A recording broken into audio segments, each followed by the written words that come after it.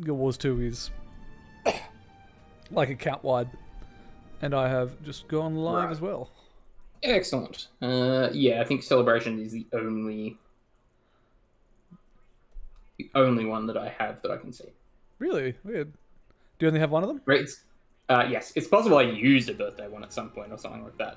Oh, what do I need to do? I need to press... Because I have like a birthday blaster and a few other things, so I suspect I may have had one and used it sometime in the past. That would make sense. Either that or it's parked on another character and not in the bank. Also very possible. Because, how many characters do you... I suppose you may as well just quickly check your main. I have like 4, so yeah, I will bounce through and see if I have it somewhere. Because I think you can sort of stack boosts as well. Ah, okay. So I think if you get like a whole gambit of them, like leveling is real quick sticks. Good heavens. Especially doing the story missions like at story time, because it's... Each of those are worth a good amount of XP in themselves.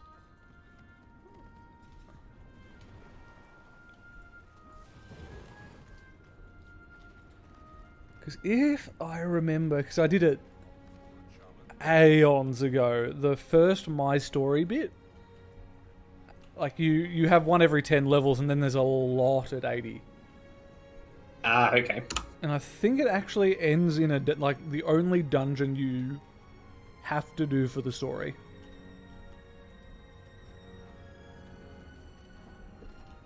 And the dungeons in Guild Wars 2 are pretty solid. They're like mini stories. Yeah. Yeah. Nope, not there.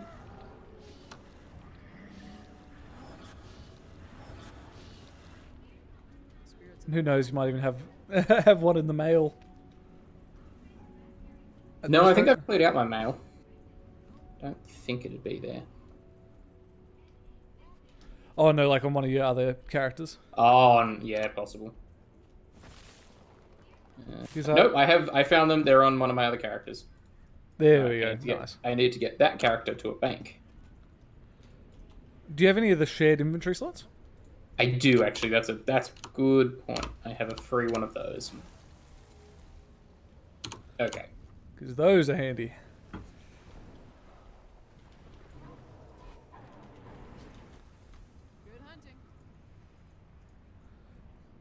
So you have a celebration booster and a birthday booster, that's right? I have 7 birthday boosters. Oh. Honestly, if it takes us more than a day of in-game time to get to 90 at this rate, I'd be impressed. But I reckon The celebration is only 1 hour, but I guess I may as well. What is it? Well, considering it goes from... Yeah, it's the same as a birthday, so yeah. I don't know if it's compounding or if it's just, 200% instead of 100% of the 100%. But either way, an extra hour... I'm going to assume it's 200. Probably. But let's see, we were in the Snowden Drifts. The amount of XP doesn't compound, the time does. So I have 1 day, 1 hour of it now. Okay. I suppose, yeah, they must be on like the same category of buff. They are the same buff. They give you the same buff, it just stacks the time. Oh, that's interesting. I'm almost tempted to just pop all of the birthday ones because we'll be playing these characters for a while. Because actually, I'm 7 in-game days. Yeah. Well, because the XP actual buff applies to, like, you know how when you're in a Heart of Thorn zone, it has a separate XP bar. Mm-hmm. Like it applies to that. Okay. So all XP bars. So it's even at max level, XP gain is relevant. Fair enough. Now, where were we up to? I believe we were... Snowden Drift? We were, yeah. Time left, 1 week. Yes. Snowhawk landing point. I think it's the only one I've got there. I don't remember how much of this we had done because I'm now on a necromancer. We kind of sprinted through, so we've done the 2 hearts just west of here, and we've done the heart east-northeast of here. And that's it. Ah, yeah. It was kind of a whirlwind we dived in here at the end. I'll lead the way to one that we haven't done, and we'll do that. Maybe head north. Because Necro is quite fun. I'm keen to, because I think it gets hectic at like when you get all the elite specs. Yeah, of course. But that's pretty much the same with every spec. Because like with Berserker, you pop it, like it's your adrenaline ability. So it replaces that one with, like, you break stuns, you do 20%, you do a ton more damage, and then, like, you're in that rage state, you can keep using that ability, or like you get a bonus attack. Yeah. So you keep attacking to build up the adrenaline meter, and then keep using that attack as like a finale. It's really solid.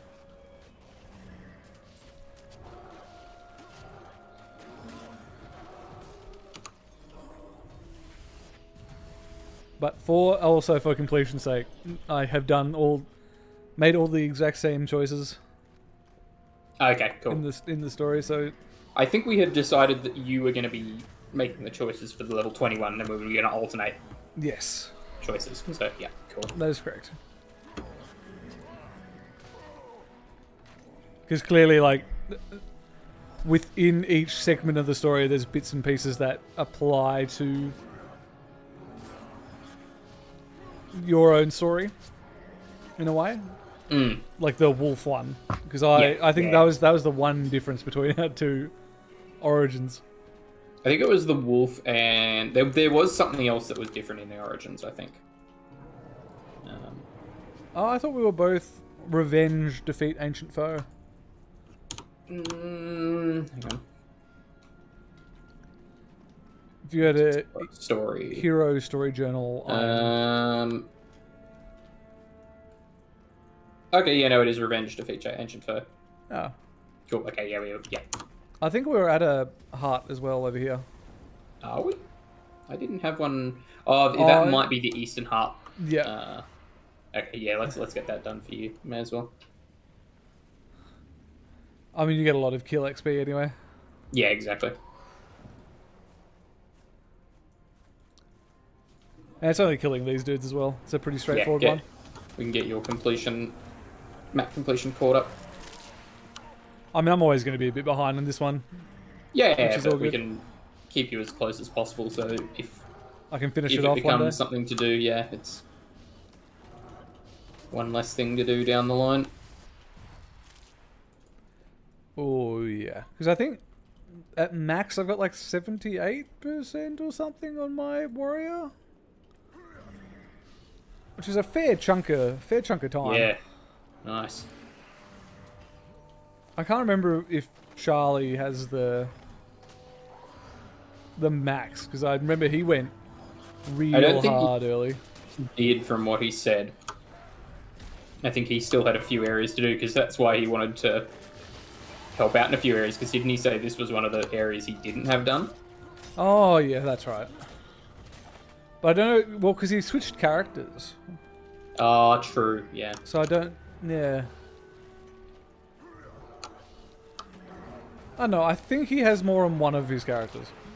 He went very hard back in the day. Yeah. When I think a lot of us diverged into WoW. And then he came back to WoW around Legion? I want to say? Yeah. Well, he wasn't in, like, he didn't play as much with us at the time in WoW anyway, when we were, like, during Wrath and everything. Yeah.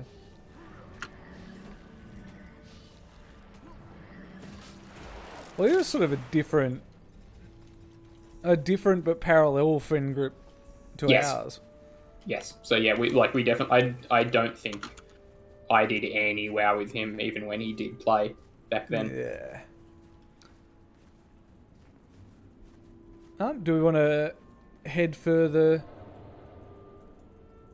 west to do more of your stuff? Do you still have this heart? Oh yeah, How no, would you go? I still do have this art to do. But it's like, Yeah. do you want to do full completion? Yeah, or... it won't take us long to. Alright, smash fair enough. this out. I'll happily take the help. Yeah.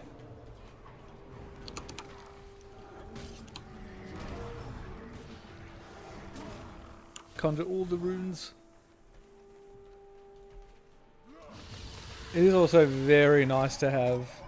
I should probably summon my boys.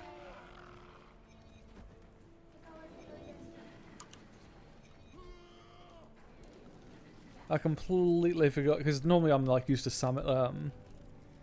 What you call it? Yeah. Signets. Yeah. The someone was a big fan of Geiger. Whoever was on the art team with this, like. Set of minions. These are all terribly upsetting. See you, love.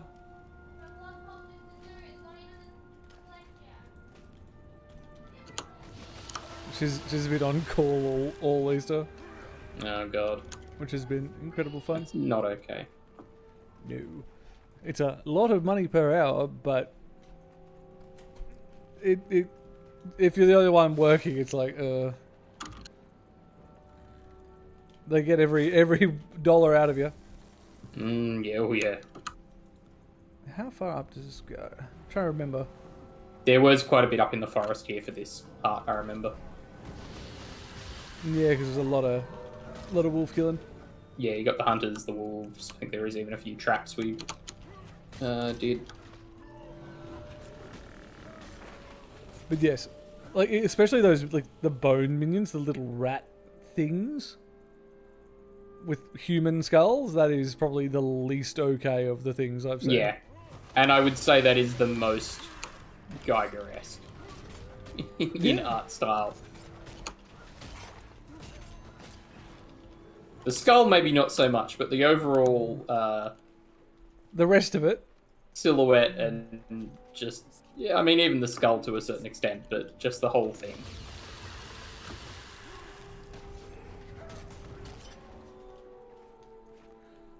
Although quite fun to just have a mini legion of guys. You're not going to get the argument from me. I mean a hunter, True. and I was BM for quite a long time, so more pets is never a bad thing. Although these are like warlock pets where you don't get to name them or feed them, or you know. Yeah, they're worse. Well, I mean, you didn't get to feed pets after a certain point in WoW anyway. They took that away from us. Yeah, I mean, you do really need to feed animals, or have No, them be you don't loyal. need to keep them happy. Yeah, it's That would get in the way of raiding.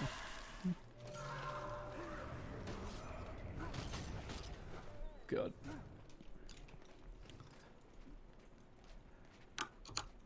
It's a very like those were so like very old style mechanics, but they were pretty good for like an RPG kind of thing. yeah. you It don't was really- definitely the choice of slimming down gameplay at the expense of immersion, storytelling, atmosphere. Yeah. Oh, I just finished this one as well. Excellent.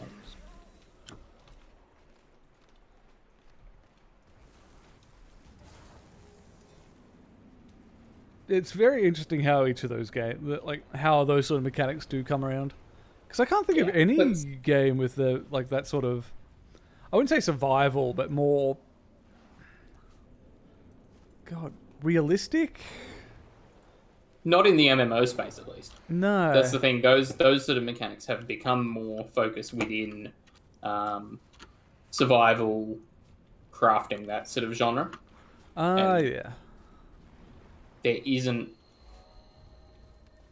There are a few. There isn't really a huge overlap between that and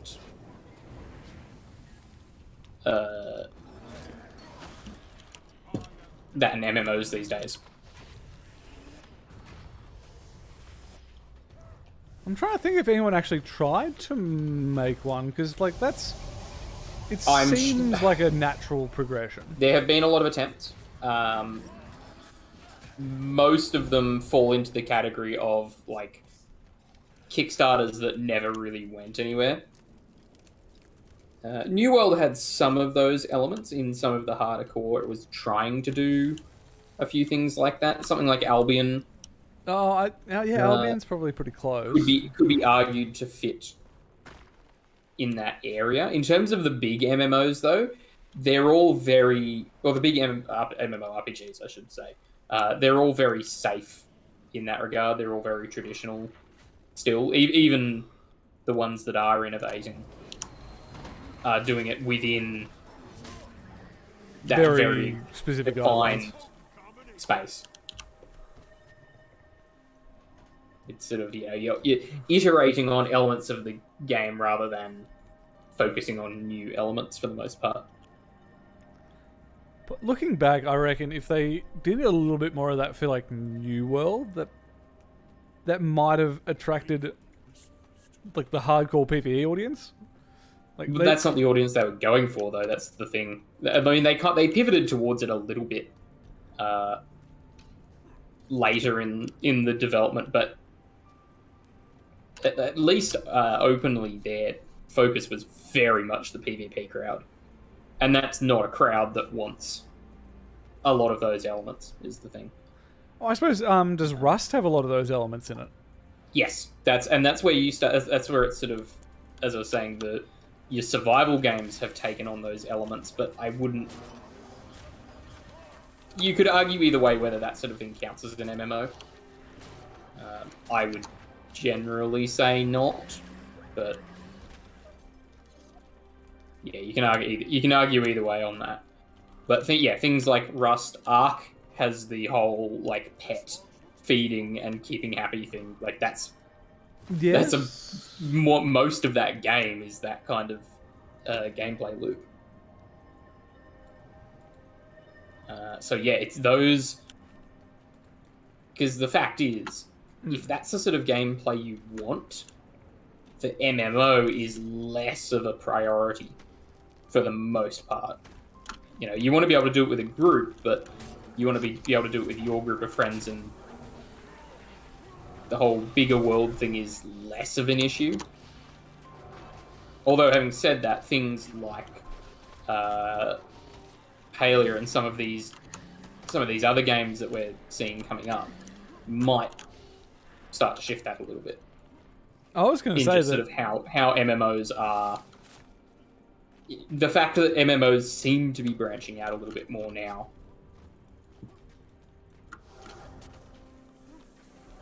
Well, because now they've attracted the money from like Riot and other big developers. Exactly, and you do. Even though a lot of the players have moved to things like Final Fantasy, there is more of a void in the MMO market than there has been for a very long time. Well, I think so many people are seeing blood in the water. Yes. Or I guess more correctly, they were seeing it 2 or 3 years ago, and now you're seeing the fruits of the investments that were made at that time, when you saw the big slump in numbers at WoW. And it just happens to have paid off that WoW has not, Blizzard in general has not been able to fix anything up, and in fact has spiraled downhill. What is the bet that, because what is it? I think it's Tuesday, Wednesday for us, because they're doing the next... the big reveal and stuff. Yeah. Like, what's the bet that they introduce a system that looks like from the outside that it may repeat the exact same borrowed power mistakes that we've already seen a few times?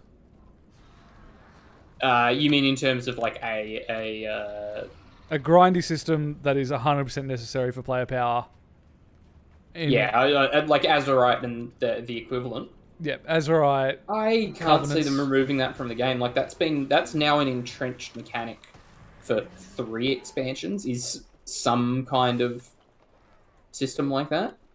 I can't see there not being a system like that, because the fact is, and it's at its core, it's not a bad idea for a system, because it basically does the same thing as mastery points in this. It's the replacement for XP when you reach max level, is effectively how it behaves. The issue comes with how you implement it and how you gain that resource.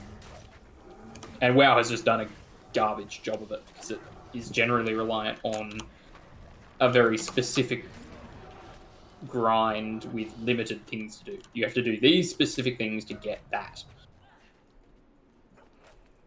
Right, whereas something like Mastery in this, it's just XP. Yeah. It's just a new XP bar. So everything you do is contributing to it. It's a new XP bar, and then you have to explore to get the points to unlock things. Yeah. Which isn't, like, mega difficult. It's, like, elaborate hero points a lot of the time. Yeah, exactly. It is functionally basically identical to the existing system that you've been doing the whole time. It's just it's a version of it for max level players. There's a waypoint up north, by the way. Ah, yes. Excellent. And I think a system more like that would be to WoW's benefit. No, 100%. No doubt. Like, if they haven't been learning lessons from Guild Wars 2, I don't know what they're doing. Because I think Guild Wars 2 is probably where they learned the World Quest kind of meta. I think that's hard to argue, just because so many things did that. Like Rift did that back in the day. That's true. Practically every MMO for a long time had some form of open world events that went on, and WoW just took a long time to actually pick up on that. Well, they were probably waiting for an expansion where they didn't have much else to do it. Yeah, what does that say? Well, which expansion did they bring them out? World Quest proper, I want to say that was World Quest. Was that? WoD was really the first experiment with it. There were hints of it. There were sort of a light version of it in MoD. Yeah. Where you had, because you had some. I mean, you've always had world bosses. That's a separate thing. Yeah. Now they're just a bit more weirdly formal. Yeah, you had some stuff like it starting to come in with MoD. And then WoD was really the first time they did a much more explicit system like that. And then they really, like Legion, they really pinned down the pattern that they've been doing since then. Which is actually admittedly pretty... Like, it's a good system. It's an alright system. With ups and downs through the various iterations, the World Quest system has been, I think, quite effective. I always enjoyed doing them to varying degrees in WoD and BFA. Not WoD. WoD a little bit, but Legion and BFA particularly.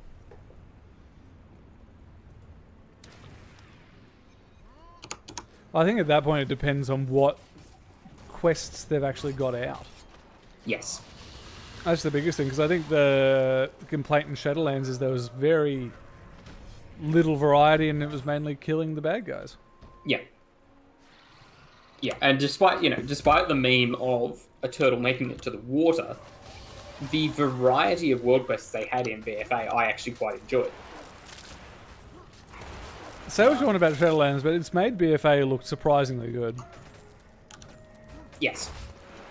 It certainly has. I mean, I say the variety. The problem in BFA was often when you had the emissaries, where you had to do all of them for a faction, for a particular like zone, faction or zone. The ones within that would be that was the turtle making it the water thing, was because if you had to do one for the turtle, Yeah, you Most of them were going to end up. It was a turtle making it to the water. It was the scribe thing, which I thought was quite interesting and could have, even though it could have been done better. I think a lot of people really didn't like it. And that was kind of it. Like, there wasn't a lot of variety within those as much. So, no. Yeah, it's hard to pin down. Yeah. How close are you to leveling? I've already gone from 19 to 21. I am 1 bar from 19. Nice. You must have something else. I think I've Extra, got... maybe? I don't know. I've only got 6% Oh, you got on a the heart achievement. Oh yeah, I've done a few hearts. That is Yeah. very, very true.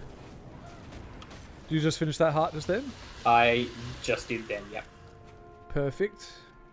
That got me to a sliver from 20. Then let's kill this wolf. It will be the ticket to your ascension. Maybe a slightly bigger sliver than that. I say sliver, I mean a couple of hundred. Oh, okay. So a few wolves. Let's go to the forest and kill wolves. Oh, we can hit. Tried and true. Let me kill this thing. Interesting decision. I will help you. Well, it should get me a lot of XP. It's a veteran. It has the gold portrait, and gold's the color of experience. Exactly. I'm an adventurer. I see big thing. I assume it's going to give me XP and or loot. I go and hit thing. And it gave you experience. Congrats. And it got me there, exactly.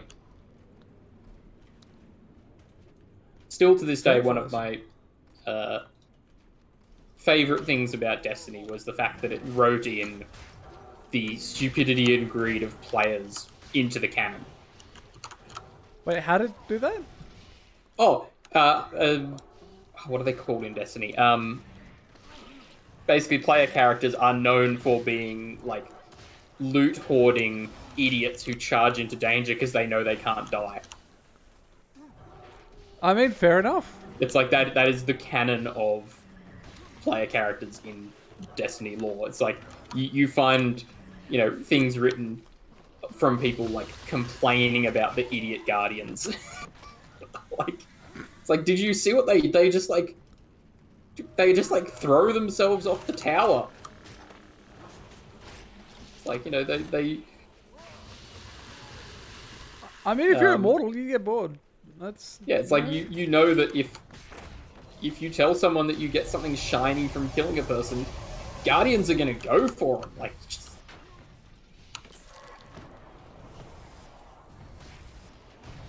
it's like you tell them they've got a cool gun. Guardians are all about that. They'll make a gun out of anything. simple creatures, but you know, sometimes that's exactly what you need. Yeah.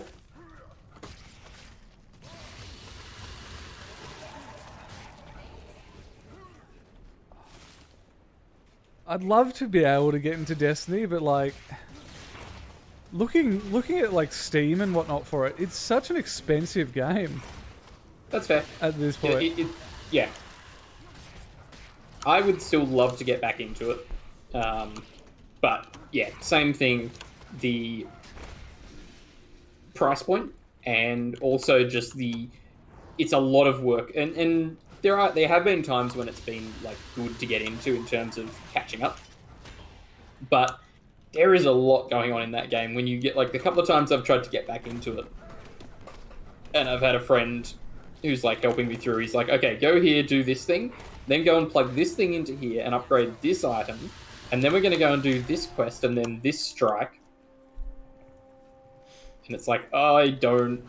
Oh, it's like, become if a you weren't wiki here, game. I would have zero clue which of these things I need to be doing in order to catch up with, like, gear and all of this stuff.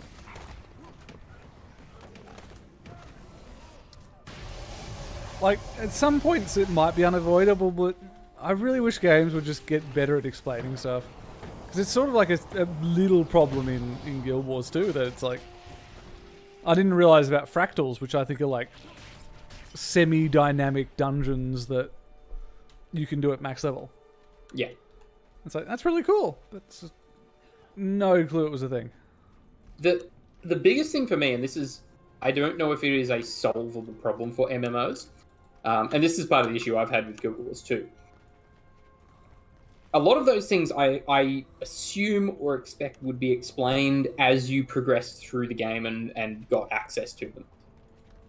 Yeah. If you are jumping in at a high level, like, I jump in, use an 80 boost to play with you guys, I have zero clue what is going on, and I don't know that it is possible to effectively tutorialize the amount of information that you suddenly have access to.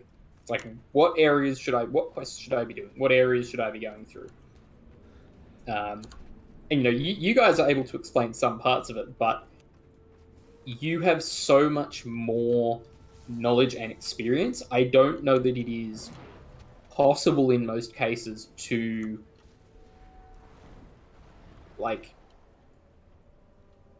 Explain not everything. assume some knowledge, to effectively explain to me with how little knowledge I have a lot of the time.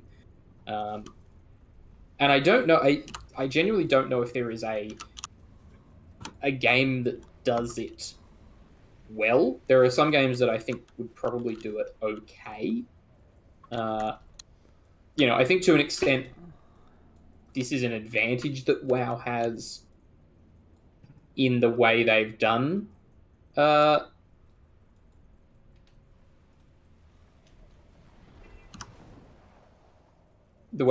expansions, because you don't need to know anything from previous expansions to step into the current one.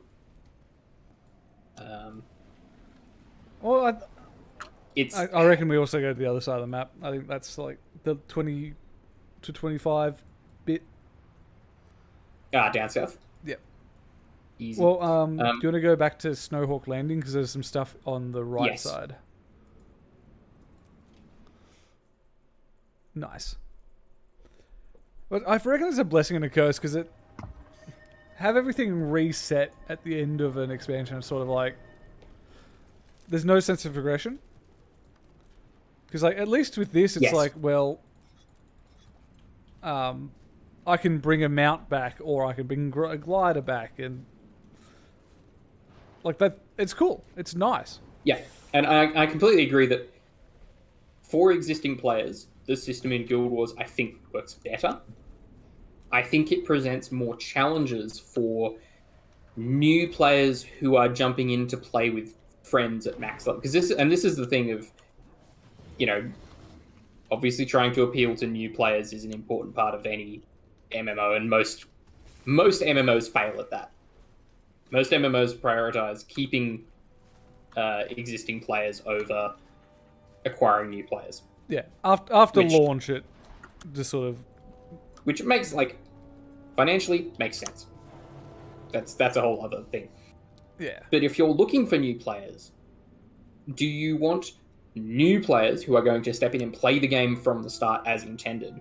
Or are you looking for players who join in, have friends already playing the game, and want to immediately play with those friends?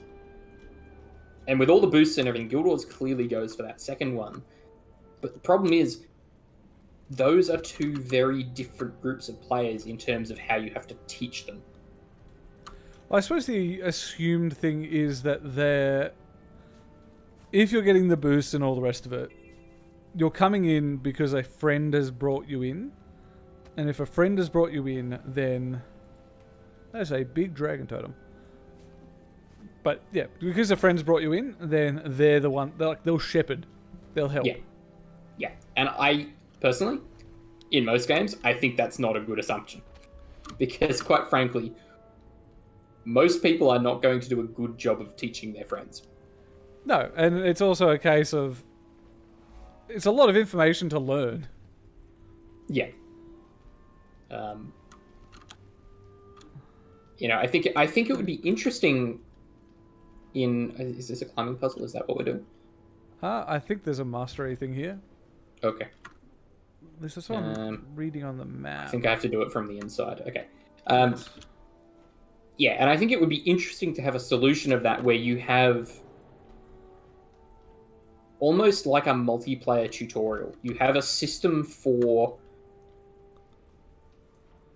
Oop, there's actually a hero challenge out the back here. Yeah, it might be worth doing that, 'cause I cannot, for the life of me, find where this... Yeah, it looks like there's a jumping puzzle inside, so that might be part of it. Have a system that helps experienced players. It gives them a guide on how to teach new players. Ah, yeah. Some kind of system like that. Because, yeah, quite frankly, there are people who can effectively teach their friends through, and most people will get there eventually.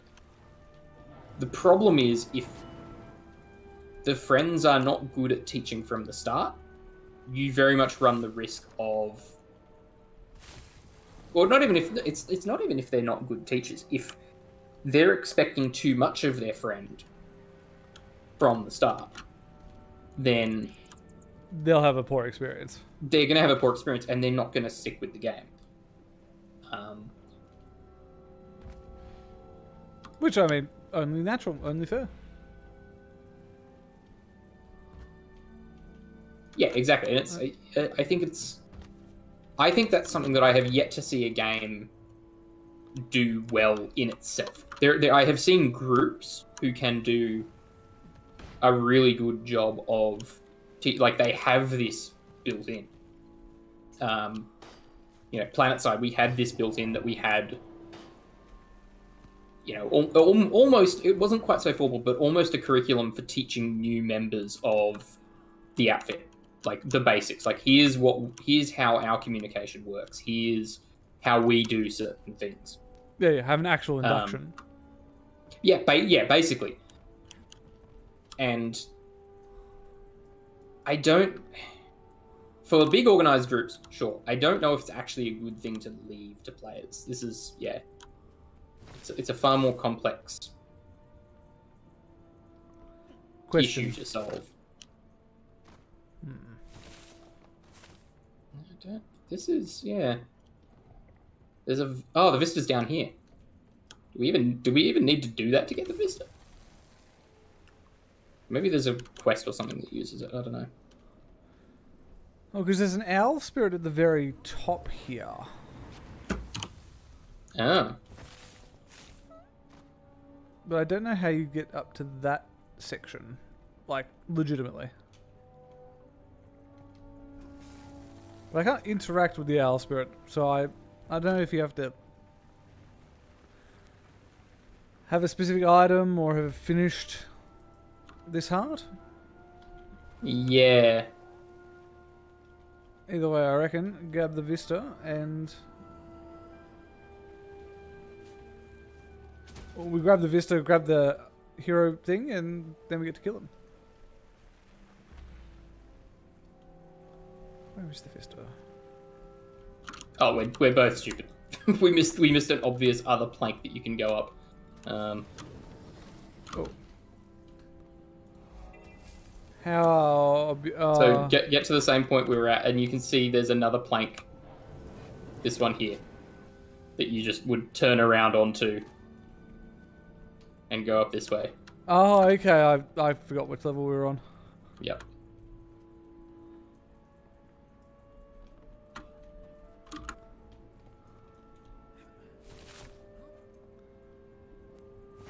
Oh, that does not have a hit.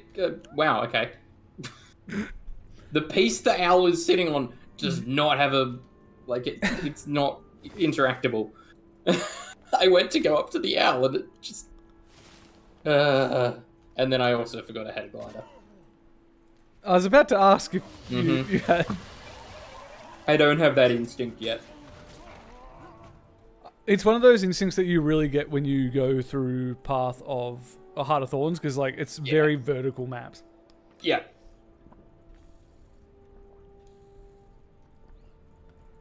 And if I remember, you actually do a lot of gliding in missions. Like that's sort of the big thing. You do. Yeah. You really like everything you unlock or you have to unlock, you then use in missions as well.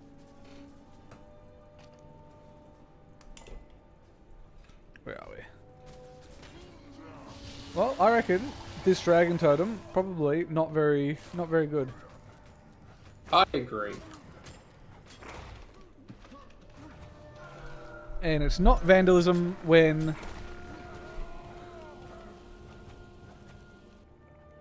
does that start an event? No, it just like reverse Protoss warps out of there. I mean, you say that, but Protoss warping goes both ways. We only ever see the warping. Actually, we don't always see the warping in. We do see people warp out. No, that's true. Well, it's just like the start of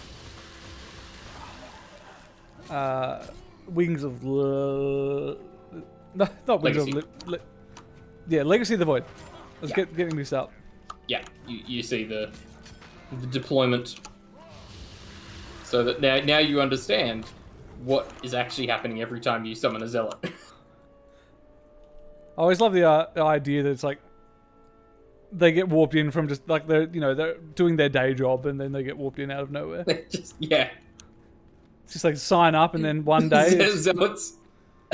zealots have on-call times.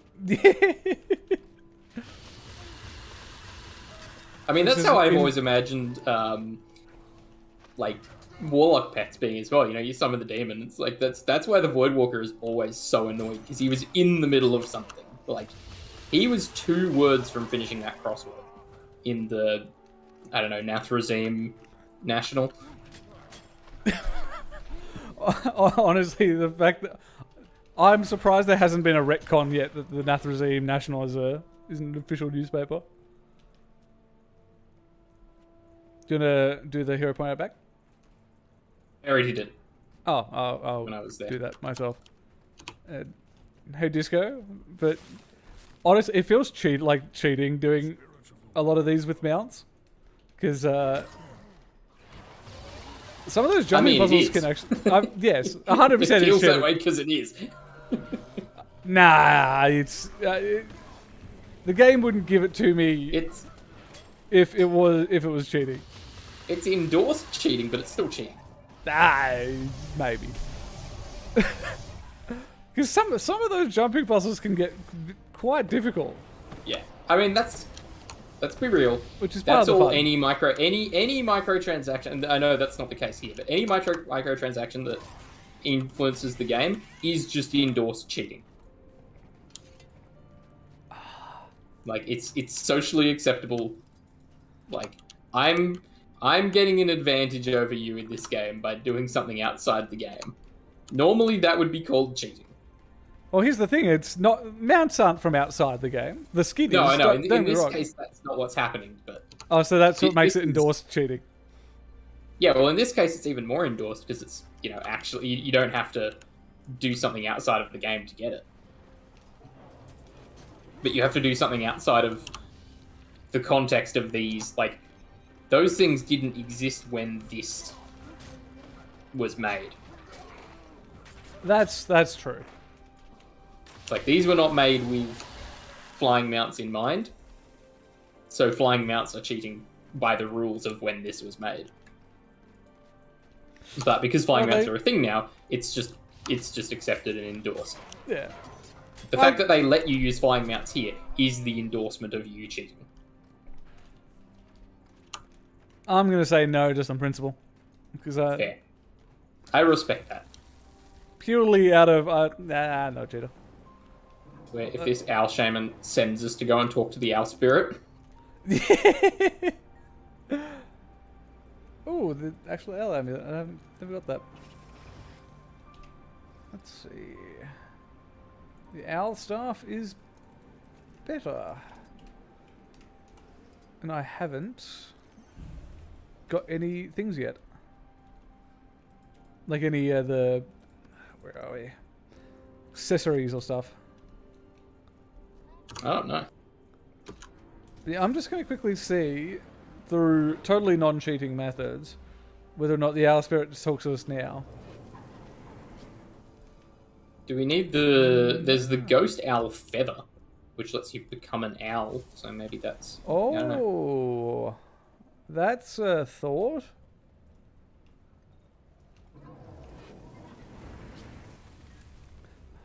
Where are we?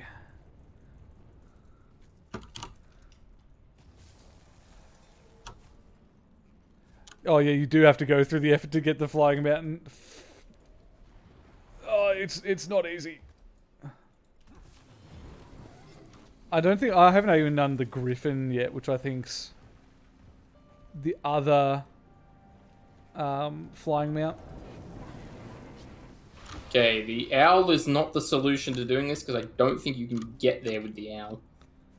Oh, I'm there with the owl, and I don't know if you're looking at stream, but the owl gliding animation could use some work. It's just wings straight back. Nicely done, ArenaNet. Where's return? Oh, if you just got to 80, the mounts are incredibly good. I will say for the sky scale, super difficult. Like, it's one of the most money and time intensive things you can do. Like, I think I ended up having to transfer some gems into gold because it's like just expensive in time and resources. But the first 3, which I think is the Raptor, the Springer, and the Skimmer, these, and the Jackal actually, the first 4, all of these are pretty easy. You get them during the Path of Fire story. Like, you need them for various odds and ends. And that serves you perfectly. Like, you don't need all the other ones. It's just convenience. It is very convenient.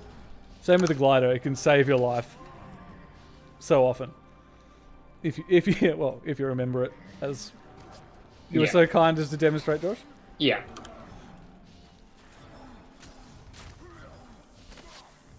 But that does kind of show what I was talking about before, that I've just been given the glider and I haven't actually done any of the things that would normally, you know, I did the quests to get it.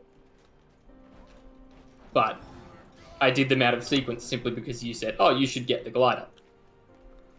And so I got it and then just didn't go on with it. Yeah, you didn't do any of the stuff that the glider was relevant for? Yeah. I mean, that makes sense. Yeah, come to think of it, I did the exact same thing that they did for Destiny. It's just, go here, do this, now you've got a Raptor and a glider. Super easy. And I think that is what happens in every single game, but MMOs particularly. If you get into it with a group of friends who are already good at it, you are immediately thrown into the deep end. Generally, you skip the tutorial because your friends say, oh, don't worry, we'll take you through it. And the fact is, if the tutorial is even half decent, the average person is probably not going to be as good at teaching you as a decently or well-designed tutorial. No, well, I mean, the whole point of a tutorial is to teach you, so you hope it's designed well. Yeah, exactly. Your friends are going to emphasize things that may actually not be important to you, but, you know, they just have got in their head. They're probably going to miss things. Well, they're going to assume knowledge. I think that's probably the most egregious thing. Always. Because, and especially if they are very experienced, it's impossible for them not to assume knowledge because it's so ingrained in them. Yeah, it's what's obvious for someone for one person is not obvious for another. Yeah, I reckon it's the same reason that not just anyone can be a language teacher. Not everyone who speaks English could teach English as a language. No, well, I mean, that's why there's a degree in education in the first place. Exactly. You don't just learn the topic. You learn how to teach. Yeah. Which, ideally, tutorials should be made by people who know how to teach. Unfortunately, a lot of them aren't, but, you know. No. Oh, he just disappeared. Alrighty then. Because I think it's also a case that, like I sort of mentioned, that because you normally, like, you then get to use what you unlock in missions in the game, the story. Yeah. It sort of reinforces the learning. But yeah. That's like game design 102 is when you introduce a new mechanic, you use it in different ways to teach the player how it's used, and then, like, in order to ingrain it, and then you can start changing it along the way. Whereas what I did was got access to it and then never did any of the things that are designed to ingrain that skill. Yeah. It was more getting your mount, we're going somewhere. Which, admittedly, you know, for like some things like the Raptor's self-explanatory, but you haven't got some of the cool stuff like there's like ley line gliding and stuff like that for well, because there's entire upgrade tracks to just the glider. So yeah, capacity, different odds and ends. Which I actually think is something that Guild Wars does very well, in that I can't just get everything. In order to get those things, I would have to use the thing. Like, if I wanted to get the glider upgrades, I need to use the glider. So you know anyone who has that upgrade should know the basics of how to use the thing. Oh, yeah. I think that's a really good way to do things. I mean, that was the entire... under the lid, presumably, that was a whole reason for attunement and stuff in raiding, because it guaranteed that anyone who could get into it, unless they get hard carried, of course, is capable of... It's a competency check. Of doing... Yeah. You know, that's... I always appreciated the... And I think it would have been nice if they did more of them, the ready for raiding achievements that were in WoW. Because those were literally, you did this encounter that's kind of like a raid. Usually it was in a dungeon. And you did it in a way that you would have to do it in a raid, and you get a ready for raiding achievement. Honestly, I appreciated in MOP the arena trial, or that trial. And they took it out because they did this... Not many people could do it. They did the same thing in Legion with the... I mean, at the end they did with the tower. I think the tower is slightly different, because the tower is like... The tower is meant to be a challenge of your skill, whereas the arena was like, you cannot do this higher level content without being able to show a minimum level of confidence. Yes. And they took it out because half the player base is apparently ridiculous, like incompetent. We're incapable of doing the thing, and we're annoyed that they couldn't access the content that the thing was designed to be the tutorial for. Yeah, it's like... That's like... I can't do this hard thing, so let me do that hard thing. Yeah. Which is funny, because that was the entire point of LFR, was it was meant to be easy mode, so that people who weren't good at raiding were able to access and experience the content. Which, to be honest, I'm all for. Like, I like the idea of having a system like that, whether it's an LFR. LFR is miserable, but, you know, if it's some sort of single-player system or something like that, particularly for important story content, that's the main thing.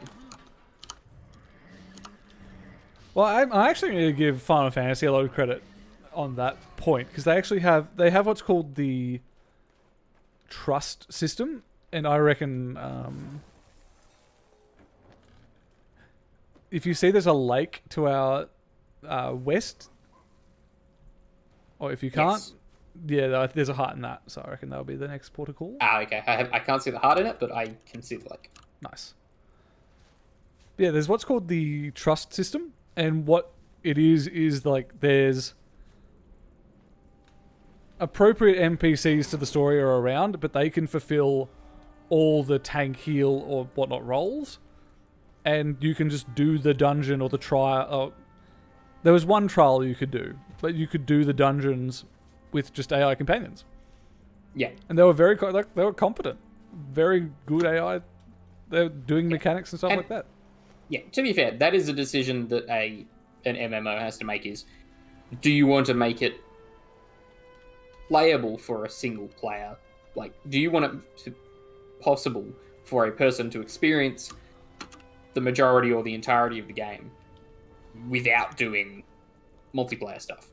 And there's no, I don't think there's a right or wrong answer there. I think that is just a decision that has to be made for the game. Oh, I don't have bait on this character. Rip. Don't think. I'm pretty sure I definitely don't. Yeah, no. You have to remember to go back and get some. Yeah. Well, I mean, that's why I really appreciate Final Fantasy. Is it's just it made that decision and it decided it's like, yeah, if you can pretty easily, like later on you can do it, very single player. Early game you sort of have to do people, but it's just like you can do that LF. You have to do LFG dungeons basically. Yeah, but I mean, and that's. And then later on you can try the trust system. Yeah, for these sort of games, that really comes down to, do you lean more into RPG or MMO? Yeah. And Final Fantasy is probably the most RPG of the MMO RPGs. Oh, no doubt. No doubt. Which, you know, will work for some people. Other people will prefer the MMO aspect. Yeah. You know, I would say something like Albion is a good example of very leaning into the MMO. You know, there's not really much RPG to be had there in terms of an elaborate story or questing or things like that. It's very much the RPG is developing your character in a mechanical sense within the MMO. Yeah, and that's why I was a lot better with when we were all on it, because it was like, well, exactly. We're developing each other's stuff. Yeah.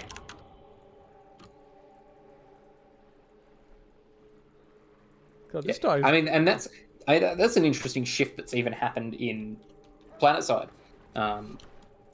Is that they have actually shifted from being basically pure MMO focused to having, I would say, RPG elements in, like, you know, they have a very basic daily quest, like a quest system and a storyline that you are progressing through on an individual level by completing objectives and things, like, which is a really interesting shift for that game to have made.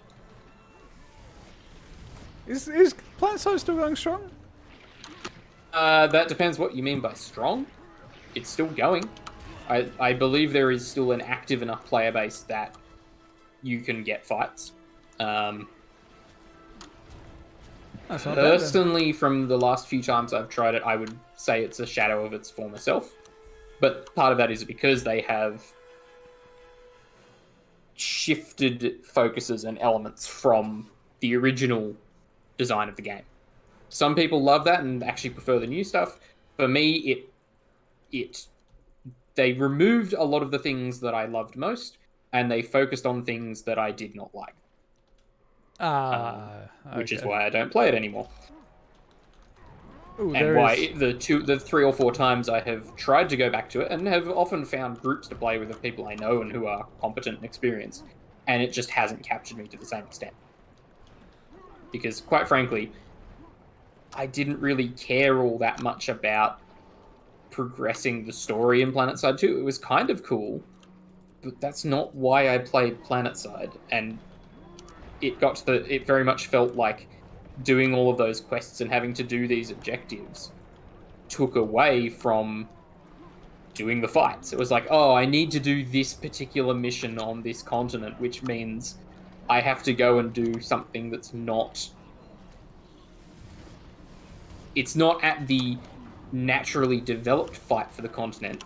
Often these objectives did have big fights over them because everyone had this quest. But it was like, oh, the story is forcing me into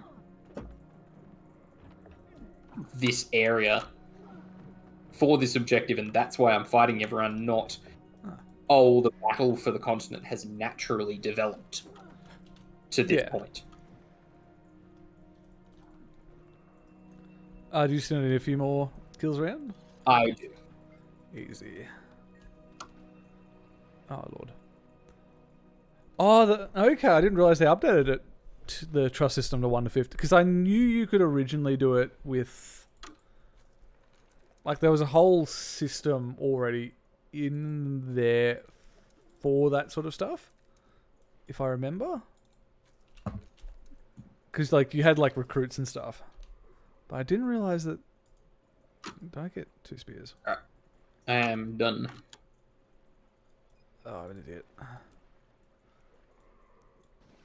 Jolly good. This guy has a lot of underwater stuff, and that's normally quite hard to get. So I am enjoying Let's that. see how it compares with the stuff I've got.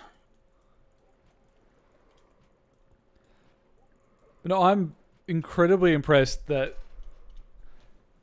Square... Well, it's really weird when you're talking about Final Fantasy, because it's like... Yes, Square Enix is the company, but I think it's Business Unit 3 or something. Like, the one that's in control of Final Fantasy is effectively a separate company. Yeah, almost. Yeah. It's a particular division within it. It's like when you talk about, BioWare versus BioWare Montreal, for example. It's all under the same umbrella, but it is its own distinct entity within. Well, the thing is, it's not a distinct entity. Like, it's... Well... It may as well be a distinct entity, I think is probably the best way of putting it. Yes, yeah. Considering how much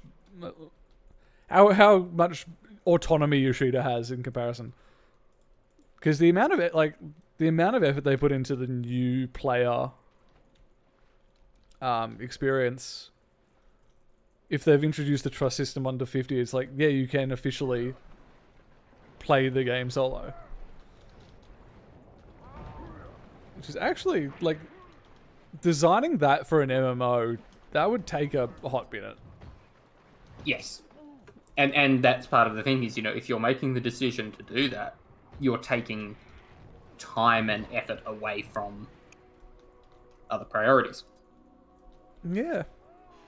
Not that it's necessarily a bad thing. It's just a decision. It's a decision you have to make about your priorities. The other thing I'm trying to think of what's taken away in Final Fantasy. I mean, the housing system's a bit shit. Well, I've never heard anyone discuss Final Fantasy PvP. Oh yeah, no. They admittedly they are starting to update that, but it has been a bit lackadaisical. Yeah, exactly. Which that's something that they have obviously downplayed. They've deprioritized that in favor of the PvE experience. Yeah, which not inherently a bad thing. It's just that's the decisions they've made.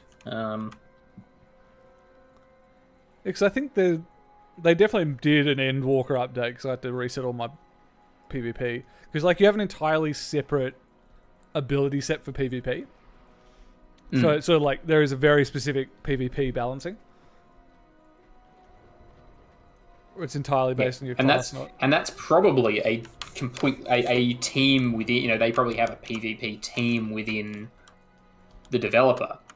Yeah, and you can imagine that it's got a few less people than if PvP was a priority. I don't want to say if they didn't care because they probably care about PvP just as much as everything else. But if PvP was a priority, that team would have more people and they could do more things with it. But because it's not their top priority, it's just it is less developed at the expense of developing single player options, that sort of thing. Yeah. Which, I mean, for that sort of game is perfectly reasonable. Yeah, and that's what that game is known for. That's their strength. Play to it, absolutely.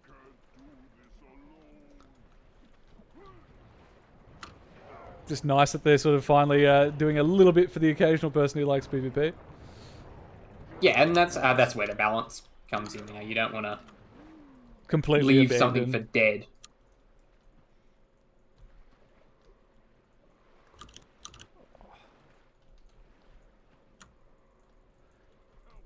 We're also going to have to figure out which race we want to, as a complete aside, which race we want to go for. What options did we have again? I can't remember. I know we discussed this last time. We had the ogres, was it as well? I think the ogres were one of them, which does sound pretty cool, as the Norn. Yeah. Because I reckon that and the order we go are the two decisions we have to... We have to do the same on. For the roleplay of the series. Oh, yes, exactly. Yeah. I completely agree. Because, yeah, I think we have the ogres... I don't think we got not the Grawl. We might have the Grawl.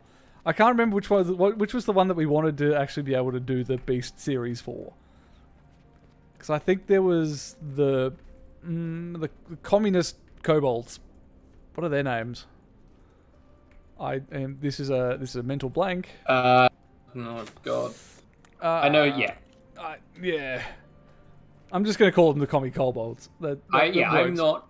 You're the one that's played lots of this game. True. They don't come. They're not a major plot point in any future. Like maybe that was a spoiler, and I apologize. Let's see. GW2 personal story. Racial. Just type communist kobold. Actually, first, yes. What do I get when I type in? I get exactly the dredge. Yeah, there you go. So Guild Wars GW2 Communist Kobolds. The first result is the rise of the Communist Kobolds /R Crit Crab. Weird. And then the second thing is dredge. But let's see. Personal story. Well, I suppose chapters would be first. I'm trying to figure out what we have access to as the Norn.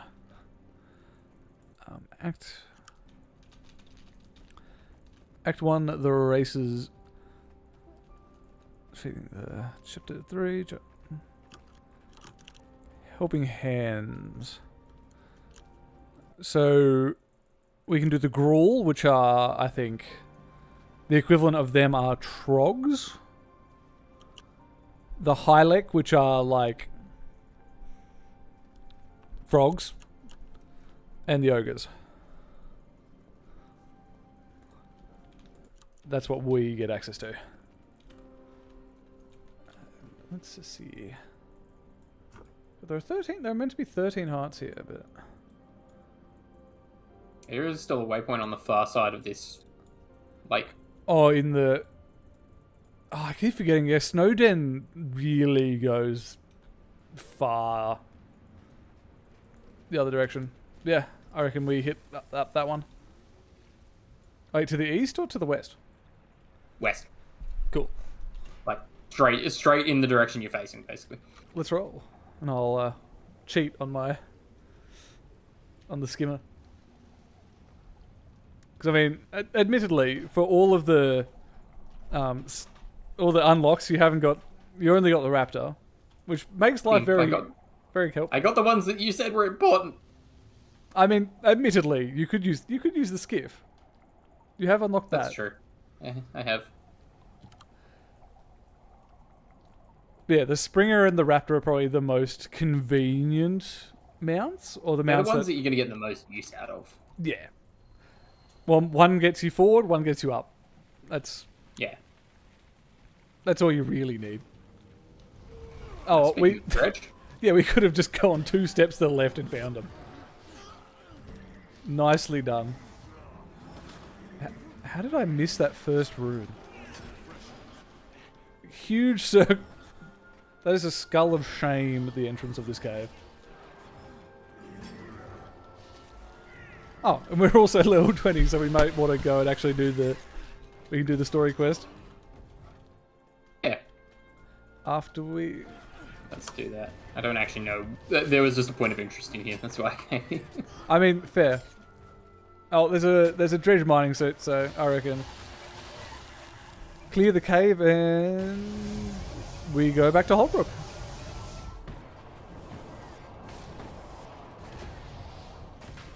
Oh, hey Zenthos, welcome back. He was in, he came in the tail end of because I did Final Fantasy earlier today. Yeah, I saw you were on there. Which was It was good fun, but I lost to 50 because all the houses are on roulette at the moment, and of course someone came in last minute, put his name down, and made it a 50-50, and of course I lost the 50-50. So I have to wait till Friday for the next chance of seeing what's left and getting to another. Oh, it's absolute scum. Huge rip. Yeah, on back to Holbrook. But yeah, 100% they're required. Like they're. I'm trying to remember. I'm pretty sure there's nothing that you can't do once you have the Springer at a minimum. Like I think it's easier with the Sky Scale, but once you've got the Springer, it's like, yeah, everything's within reach. Yeah, you may as well have flying at that point. Oh yeah. And even the way they design like mountains and stuff, like it's like getting up to Ironforge Airport. You can finagle it. Yeah. Yeah, if you know what surfaces to rub yourself on. Oh yeah, you can aim it properly. Well, like you were doing in what province was it? Like the first province in End of Dragons. Oh yeah, yeah. Oh, and nicely done on the Griffin as well, Zinthos. Like, I know it's a lot of collectibles. I have not been bothered. I did the Sky Scale grind and was like, nah, I'm tapping out there. Oh, that's right. Yeah, I have to do the talking. I'll get straight to the point, Slayer. Do you want to get even with Mikkel Toivoson? Of course.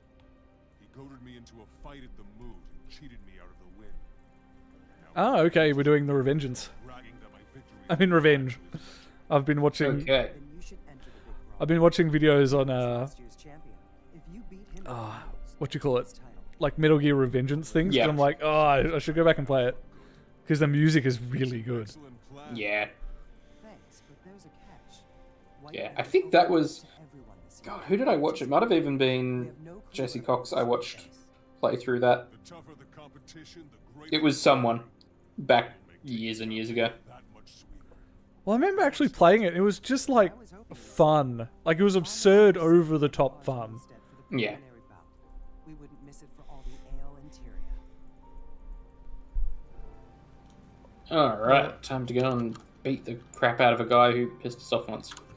Well, he got us into a fight and he cheated, and that's rude.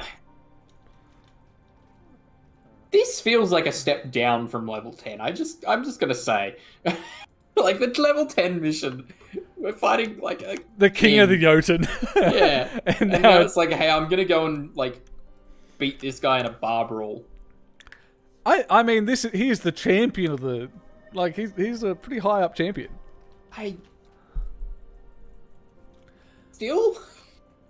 It still feels weird. Yeah, a little bit of a step down. Oh, I realized it didn't. Oh, because I didn't complete this map on this guy. Yep.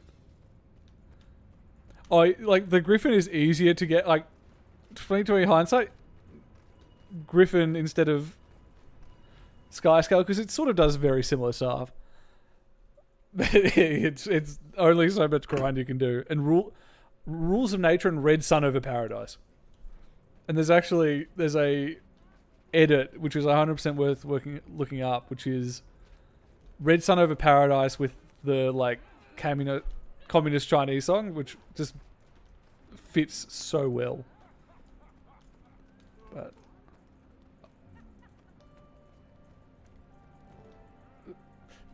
I mean, this is the sort of guy who doesn't wear a shirt. Why are you here, Slayer? Even if you reach the finals, I'll just stop you. Like, he's clearly a dick. That's all we need. Easy, you should be happy for the chance to do it again.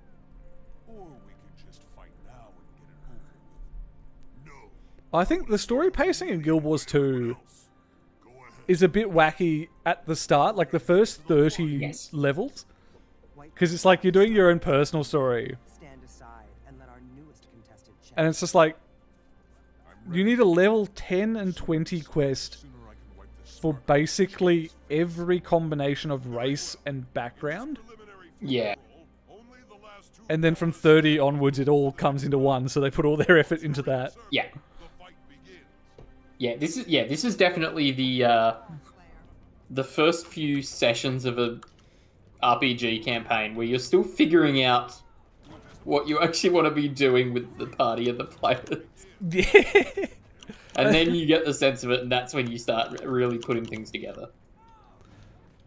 Alrighty, We have our rocks. Yep, anyone can enter this conversation. Well, I was expecting the crowd to be a crowd, but alrighty. I need to summon the boys.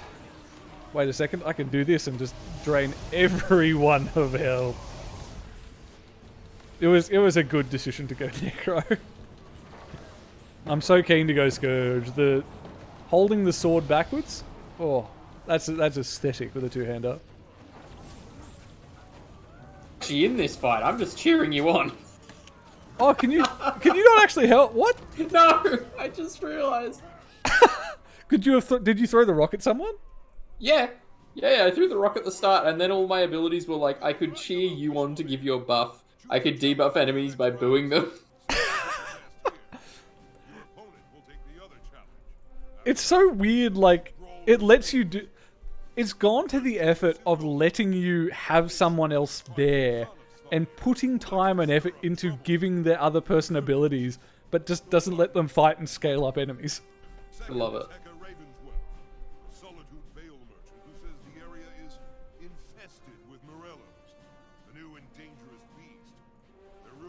Morellos just sound like dangerous cows. I didn't see the Veil after Solitude for a second there, and was very confused for a second. Someone who has played more Skyrim than this. Oh, I still need to finish. Like, Skyrim's one of those games I never finished. You don't the thing is, you don't finish Skyrim. Like, the main quest is fine and everything, but that's not why that game is remembered. Ooh, I mean, all right. So, Son of Svanir, we've done that Son of Svanir things. You can't be a Norn male without getting the mustache. Like, you've heard of boob physics before, but have you ever heard of mustache physics? Mustache physics. I mean, it is more important. 100%. Plus, it's like that mustache twiddling villain kind of thing, which is it's like if you had a necromancer. dwarf without beard physics. Yeah. Honestly, that's why I love Deep Rock. It's got dedicated beard physics. Yeah. But I'm reckoning we go hunt down the dangerous, horrific animals. Because, you know, Son of Svanir, we beat them when we killed the Jotun King. Exactly. They're fierce, strong brutes, steeped in disease. Okay, well... Alrighty. Ooh, we get rings. Nice. And another bag. Let's see. Already got that. Sweet. Oh, because I don't know if you guys were around in the chat when we started the campaign. We're doing the rule of we're not buying stuff off the auction house or the trader, or, you know, whatever fancy word you want to use for it. So that's why very keen on getting those little loot stashes. Yeah. We're doing this the way God intended. Now, let's see. I could teleport up there, but I think I'm going to use the roller beetle, because it's so rare that you get to use it. Because it's the fastest land mount when it's a flat, straight line, and those really don't come across that often. Unsurprisingly. Yeah. Because, like, I'm already there. Super quick. Wow, yeah, that is pretty impressive. No? Okay, maybe that's a bit more dangerous than I originally thought that was That's going to be. not dangerous. That's just... No. I mean, to be That fair, makes your pets look aesthetic. I thought they were always aesthetic. Don't know what you got against the necromancer's pets. You wipe yourself, right? Oh, it's about time. Aesthetic in a positive fashion. Yeah, alright, fair enough. Yours are still upsetting, but they're better. Who wants to soak in a pit of Morello film? These things are killing my business, and I'm the trading hub for this whole region. Like she's the whole hub? God damn. I'm in a rush too. Tell me where the Morellos are, and I'll take care of It's not a very impressive region. I I'm, need to kill the Morello matriarch too. I mean, to be fair, historically, frozen hellholes are very rarely commercial hubs. It's right this way. And watch out for You the get sting. it for what, like It'll get you. furs, maybe timber. Furs, timber. I mean, the Norwegians have oil. I mean, that's the reason they're not in NATO. They have just that much oil cash. True. I suppose there's probably some parallel to oil that would be relevant in this universe. I imagine there's some sort of magical crystal. There's probably something that people care about for their airships or something. I'm not actually 100% sure how the airships in this universe function. Magic. I mean, yes, magic, but like, what kind of magic? Do you need to, go to the fuel station and put magic in your car, or do you have to hire a mage on board to charge crystals, or just change out the crystals? Like, there's a whole host of different ways the magic could work. Oh my, stop silencing me for 5 seconds so I can drain your lives. It's terribly rude when they resist. Because surely We if are you, basically committing genocide here. I like to frame it as a slight cull. It's all about the perception. Propaganda. That's a dirty word. For the says the propagandist. It's marketing. Entirely different concept. Sure. Nah.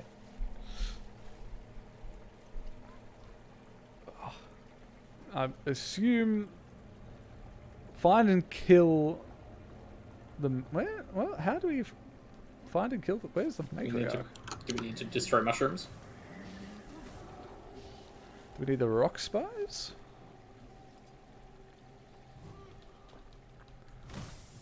I doubt it. Maybe it's the mushrooms? Is this a deep enough pool to... No, there's nothing in there. Oh, we missed one. That's why.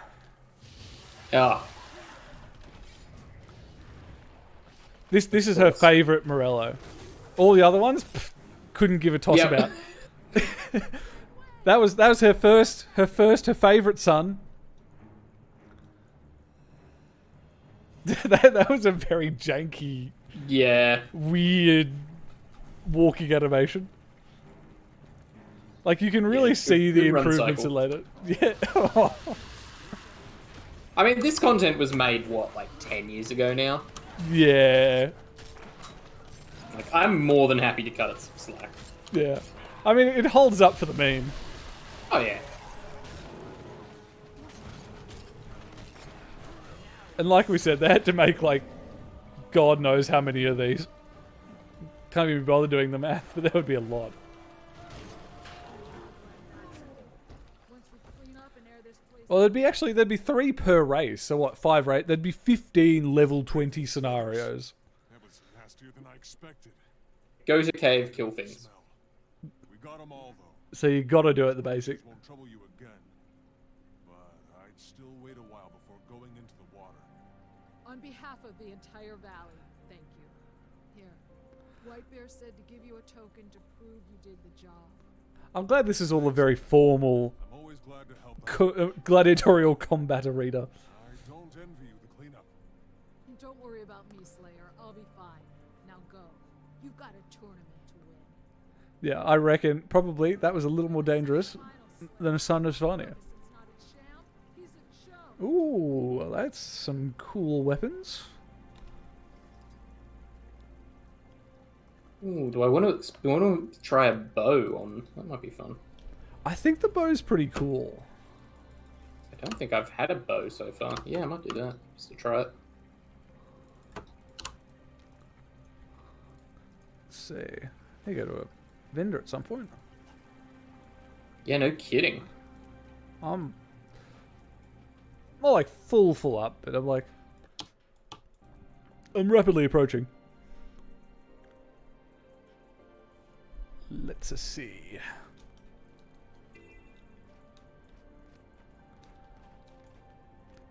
Such a weird staff designs as well. It's like eventually you get to like the really weird, like the really cool high fantasy ones, but oh, we're going to the Char Zone. Oh, the next area. Why did it put me down here? Oh, that's because that's where I was before I got in. Yes. I zipped my way up. Yeah. Because, I mean, like, I was technically faster, like, you know, but it's... Just because I'm in a Ferrari and you're in a Mazda doesn't mean you're not going to get there pretty much just as quickly.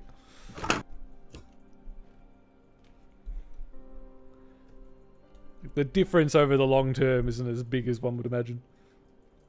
There is a cheeky hero point in here, which we'd probably just smash out on our way. Where is it? Ah, so this chick over here. Snow leopard stalks, but does not always. I'm glad these guards just accept that occasionally adventurers just come in, challenge this chick, and violence ensues. Just in the middle of the settlement. Just a Tuesday morning in this... I don't know what they call this place. The little border town.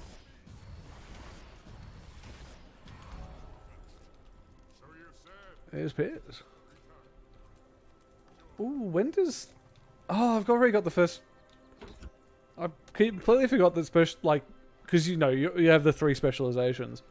I didn't even realize you got the first one already. Ooh.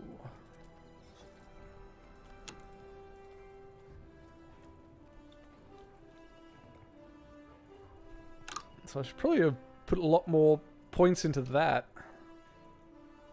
So when's the next one? 45 and then 71. Nice. Oh, you good to go for the next bit of story?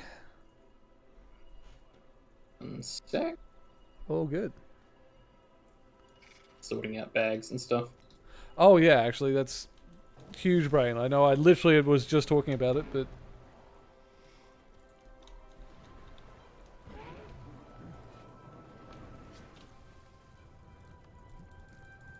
Sell all this trash. Yeah, I'm good whenever you are. I'll get back down to it.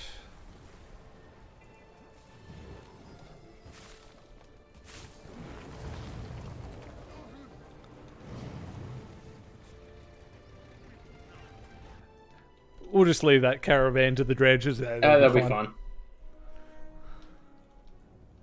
Is The dredge aren't a real threat. no. Ooh, a little char arena.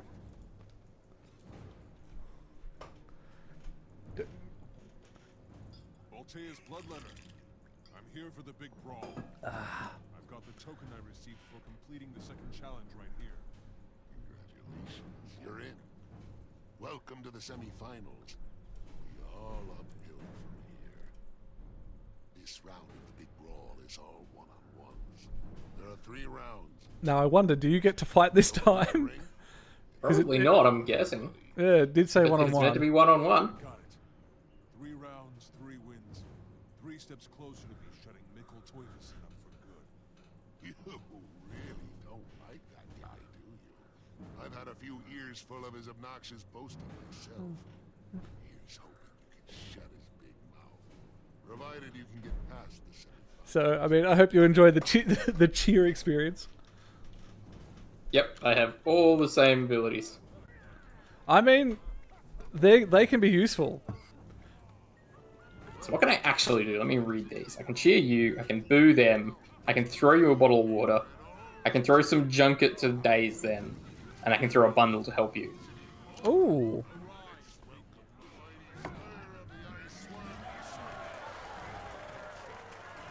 Oh, that's right. Anyone can enter this tournament, so who the hell knows?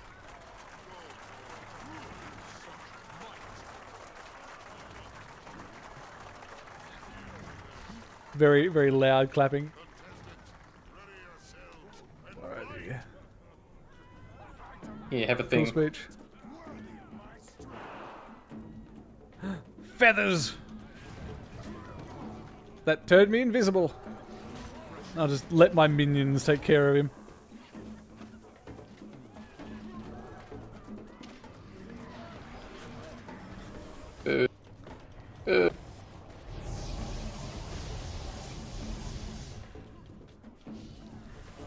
Oh, his shield stance. Your booing has made him defensive. Yeah, have another thing. I have a bone to pick I with this man. literally threw you a bone. What a meme thing to be able to just throw at people. It's just like a feather, a bone. Just keep Get throwing. that. Also, how did I throw? I guess it says throw bundle, so the feather was in some kind of bundle that you picked up. Yes. So I think the bundle must have just a random pick-upable. Yeah. Alrighty. Who do we fight next? Ah, Sylvari. Who else is ready for round 2? Go back to your tree. I love how canonically Sylvari have only existed for like 25 years or something. Yep. Like they are absurdly young. Yeah, I feel like there's. I expect it is actually explored, but I feel like that's a very interesting space to explore in the story. Well, I think it comes up a lot if you're a Sylvari in Heart of Thorns. Yeah, 'Cause I remember them being a big thing, even just in the start bit that I did. Well, because I think they come from Mordramoth? Or like, they came from the same sort of energy source. Yeah. That's why like he can exert so much control over them. I threw you a vine if you want it, by the way. Oh.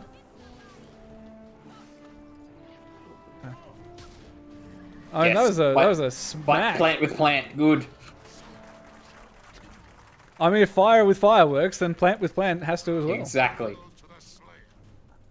The best is yet. Ooh. Still time to I'd love if you were able to place bets yourself, coming right up. because I feel like that's just free money for you. See, there's still more for me to learn.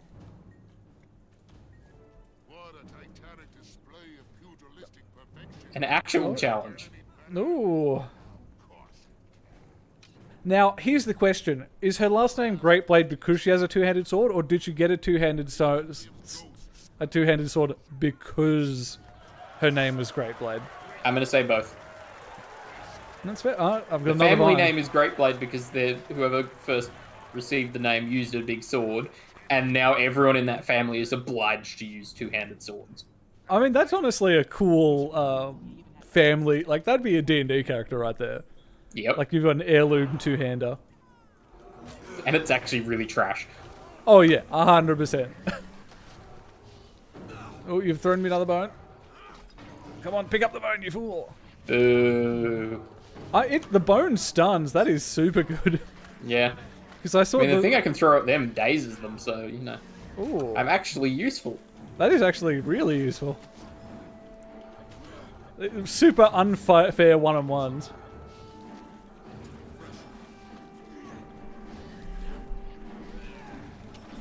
Live chat. Wait, what do you mean, Zinthos? Because I've got a second monitor. And I've got chat on the other one, so always keeping an eye out. And honestly, I absolutely love the char. The racial diversity in Guild Wars is probably one of the most interesting. For like only having 5 slots, or only using 5 races. They really cover all their bases. I'm pressed enough to bet a big stack. Not just visually, they actually feel very different as well. Oh yeah, and then you know when you're in Char land, like that Yeah. diesel punk, Leave for a long which like is an underappreciated aesthetic in itself. times over. Oh, before I forget, I've got a message for you from Heiress Stalky. She said to give it to you when, not if, you win this round. She wants you to meet her at her homestead before the final fight. Do you really Oh, actually, I get what you mean. if I could book a fighter like What I'll probably do is because I've been trying. I know there's like Tournament days are stream elements and things like that, but I'm not sure if that applies to YouTube streaming. That's why I'm thinking that I'll start doing some stuff on Twitch, and then just post a video on YouTube just saying, "Hey, I'm now live on Twitch. Come over if you're interested," and then delete the video when I'm done.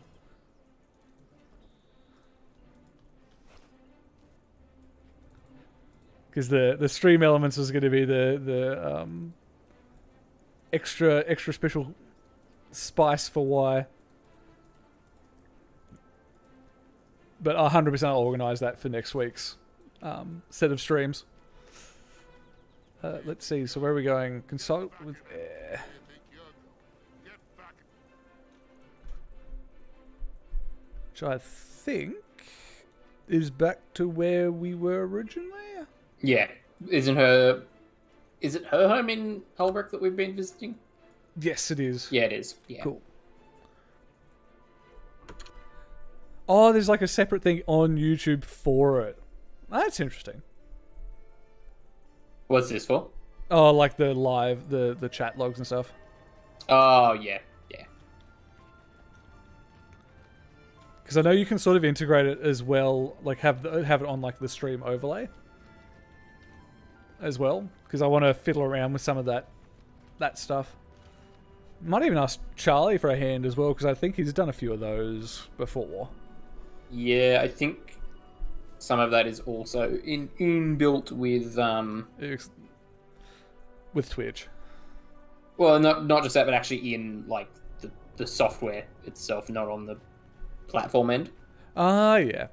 Well, because I'm just using OBS, which is like very standard. I don't know if it might have like add-ons. I think it does. I think that's where you'd be looking for some of those things. It's good to see you. Let's see. I think I'm a dignity man. No one. Help others.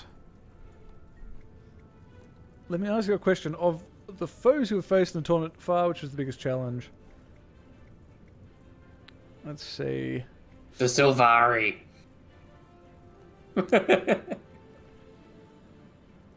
I don't know. He was pretty. Honestly, the Merlots. That was pretty. Those were pretty spooky.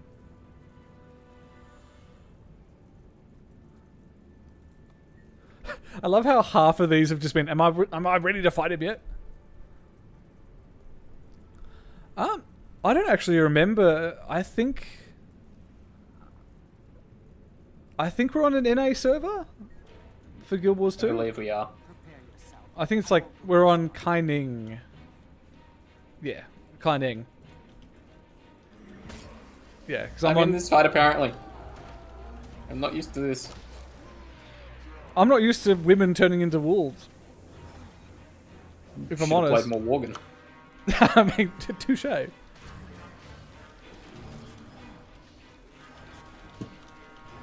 I bet her immediate response was to just dive at me, and she hasn't let up. Yeah, she's smacking hard. That was excellent. I've seen you fight before, but you're truly in top form now. I think you're ready for this. I've never Easiest fought fight of my life. more surer, and I chalk that up to everything I've learned from you. I mean, admittedly, what have we learned from her? Because it was like I don't know. the first quest was don't get too cocky, and then Potential. if you're not cocky enough, you'll This fight of his life. screw yourself. Yeah. Make your way to the Great Lodge where Newt and Nickel are waiting. Come on, Garm. Honestly, yeah. If you're Also- on NA, you could 100% come and join, because there's like 2 other friends who occasionally duck in, but like if there's room, there's room. It's one of those things that probably not on voice or Discord, because it's always like it's always a risk with any any viewers. Where? Oh, is it in Holbrook?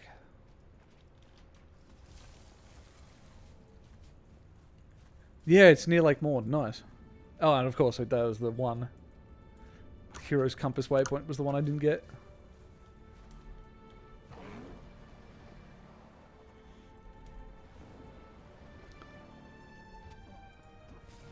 Because yeah, the impetus for doing this kind of like all the story, sequentially is they're doing the Living Season 1 again. So yeah, may as well do the story sequentially. Now that you can sort of do it again. Although I think the thing we have to figure out though is because I think it's coming out in it's coming out piecemeal. Whether or not we wait for them, or if we just go back and do them, like that's the one thing we do out of sync. If you get I think that'll mostly just depend on when they come out and where we're up to. We'll have to make that call. Yeah. Because I reckon we've got like there's a lot of story in just this bit, so we got time. You ready to go? Yep.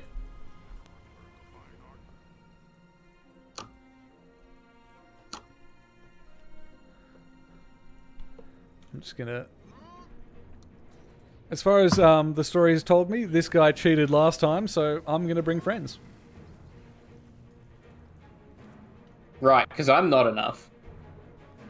I mean, are you spooky? Welcome to the championship. That depends on who you ask. I mean, touche. But these guys are nightmare spooky. You're like intimidating mafioso creepy. Fair. Why don't you quit now and spare yourself another beating? Same old nickel. Can't build himself up without Really wants to be a demon hunter, just saying. He's got the tattoos. Her tattoos I get Nordic vibes from. His I get Illidan vibes. Honestly, good call. I'm trying to remember. Because if you get tattoos, you really don't see them unless you've like got very specific transmogs on. Yeah. Wait, I've been a fool. I put on new pants without applying the new dye. You fool. Quickly. No, they're not on the mask either. My like anime villain mask. Alrighty, I'm aesthetic again. I'm looking fabulous. That's.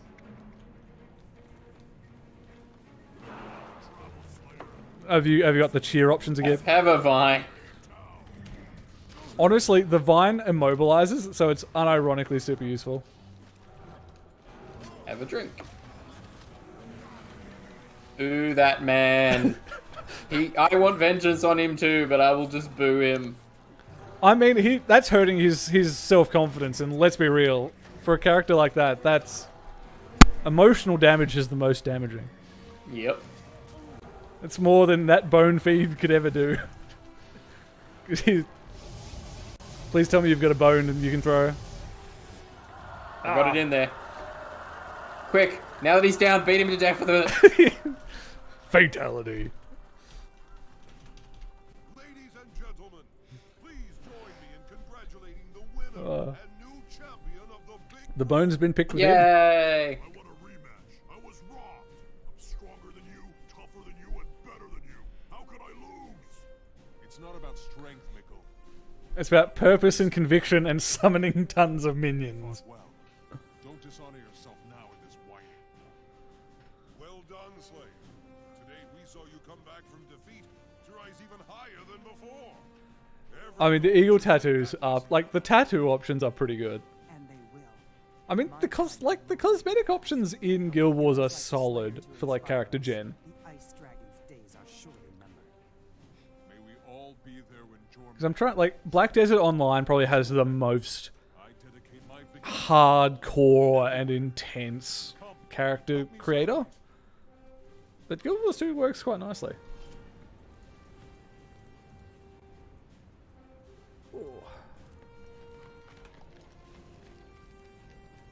Ooh, nice. New chest, new boots, and new ring.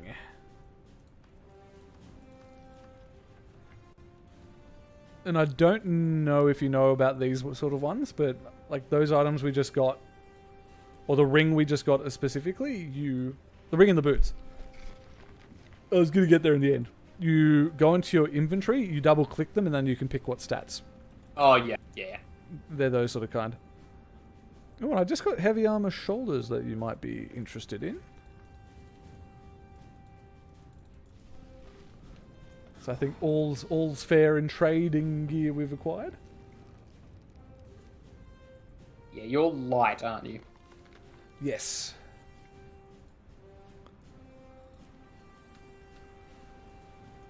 How does one trade?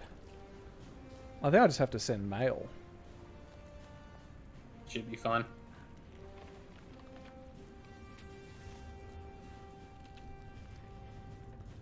There we go. I imagine you received something. Yep.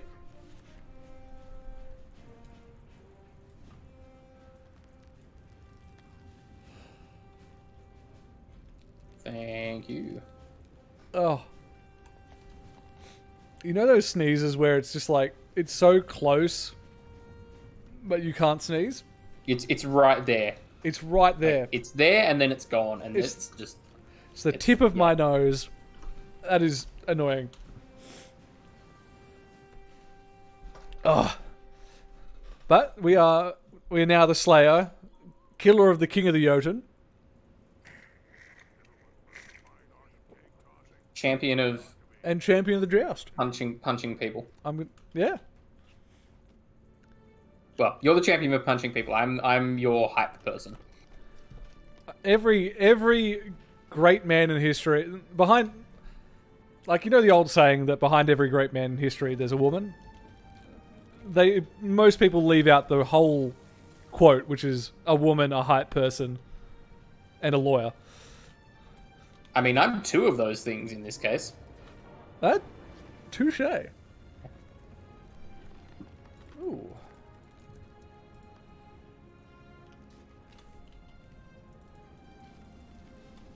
A couple of drinks. Because I think that unlocks a... Because you know how collections are a big thing? Like, sometimes you have to unlock them with stuff like that. And I forgot that there were drunk effects. Although, 23, 21, I suppose we head back to Snowden. Yep, I am about to hit 22 as well. Oh, nice. Valslake Waypoint, the one we just got with the dredge? Yes. Because I think... Because Snowden goes really far west.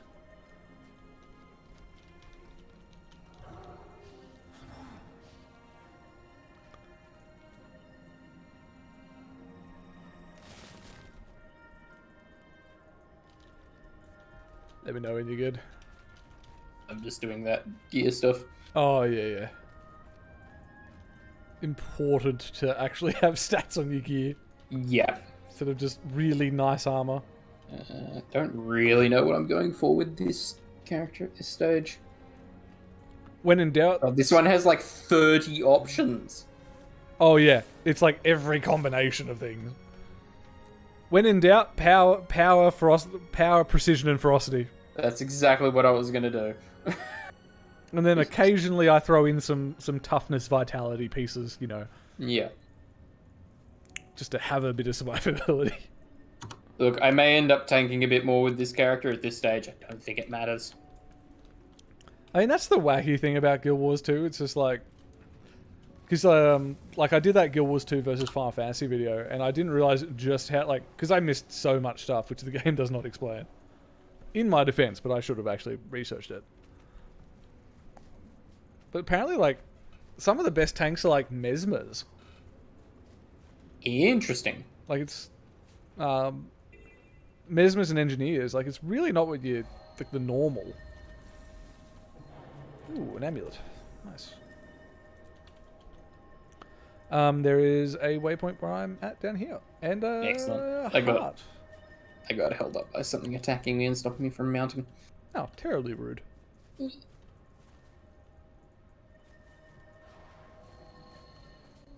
I'll just quickly do this hard, I imagine. Oh, good heavens. What do I have to? What do we have to do here? We have to be the boasters now. Well, I mean, we're the champion now, so... We were underqualified before. Just gonna... And there's another one over here to destroy the dredge. So how do we do stuff here? Slay hostile beasts. So this must extend somewhere. It's say northeast shooting range, so it's probably up, maybe up this way somewhere. Oh, yes. Oh, come on, work with me here. Because this is one of those things going on out here. This would appear to be a shooting range. Yes.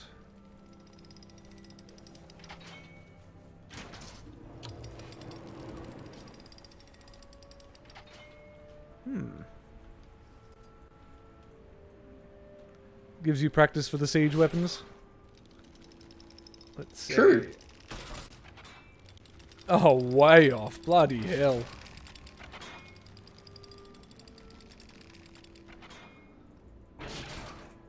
Way too I soft. have no idea how to gauge. Okay, cool. Now oh, okay, that was actually a hit. Cool. I understand.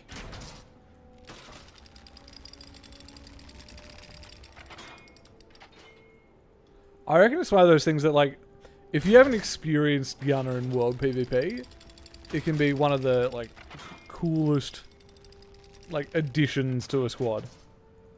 Oh, for sure. Oh, it counts. Thank God these are explosive ammunition. As we all know, that's the best thing to be practicing with.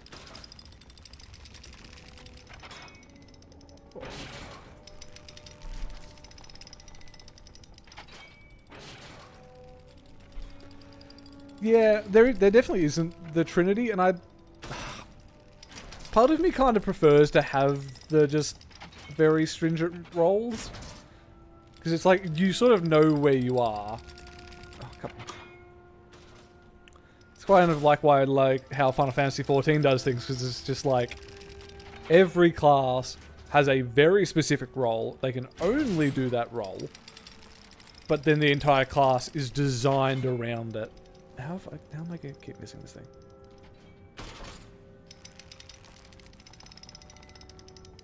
There we go, Deadeye.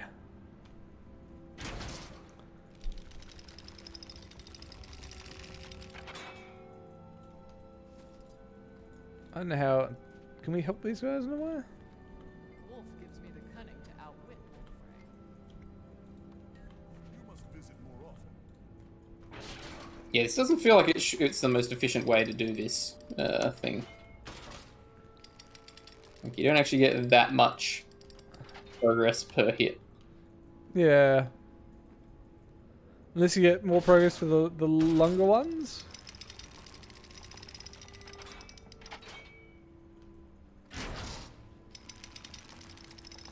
Ah, you beat me to it.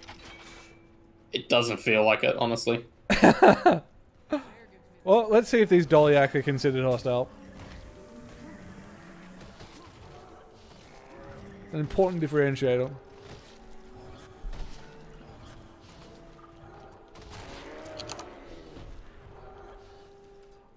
I think the thing with Guild Wars 2 is I love doing the world bosses, because it's like, there's something aesthetic about seeing like, tons and tons of people just going at a boss.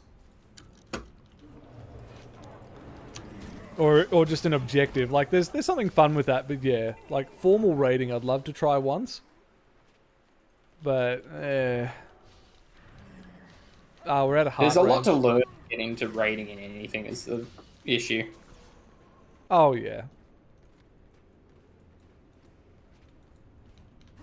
Oh, no, it stands over here. This is such a weird heart range.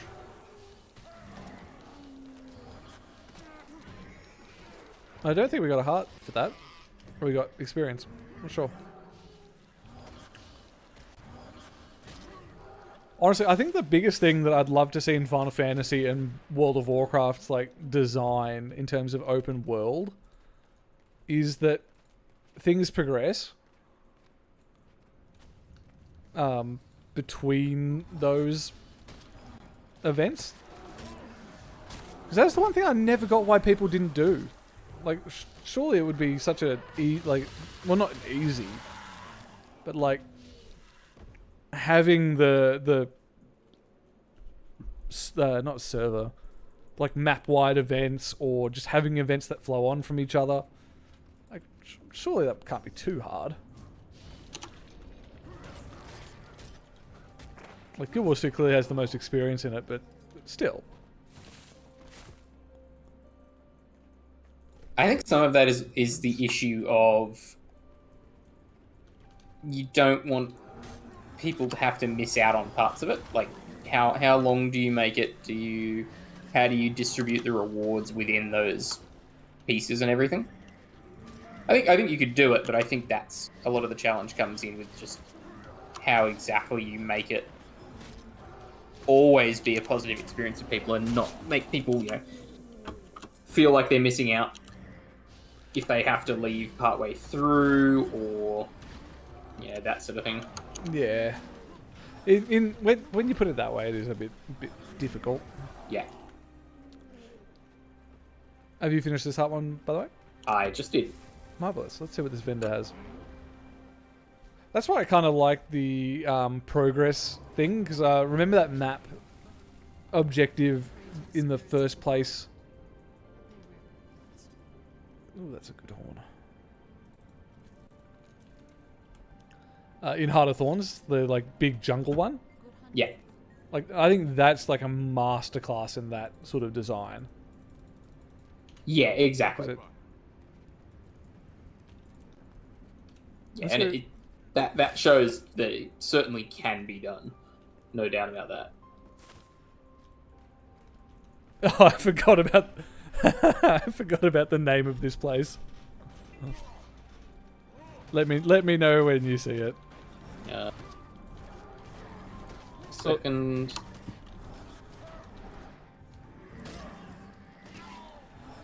Going back to the point about the communist kobolds.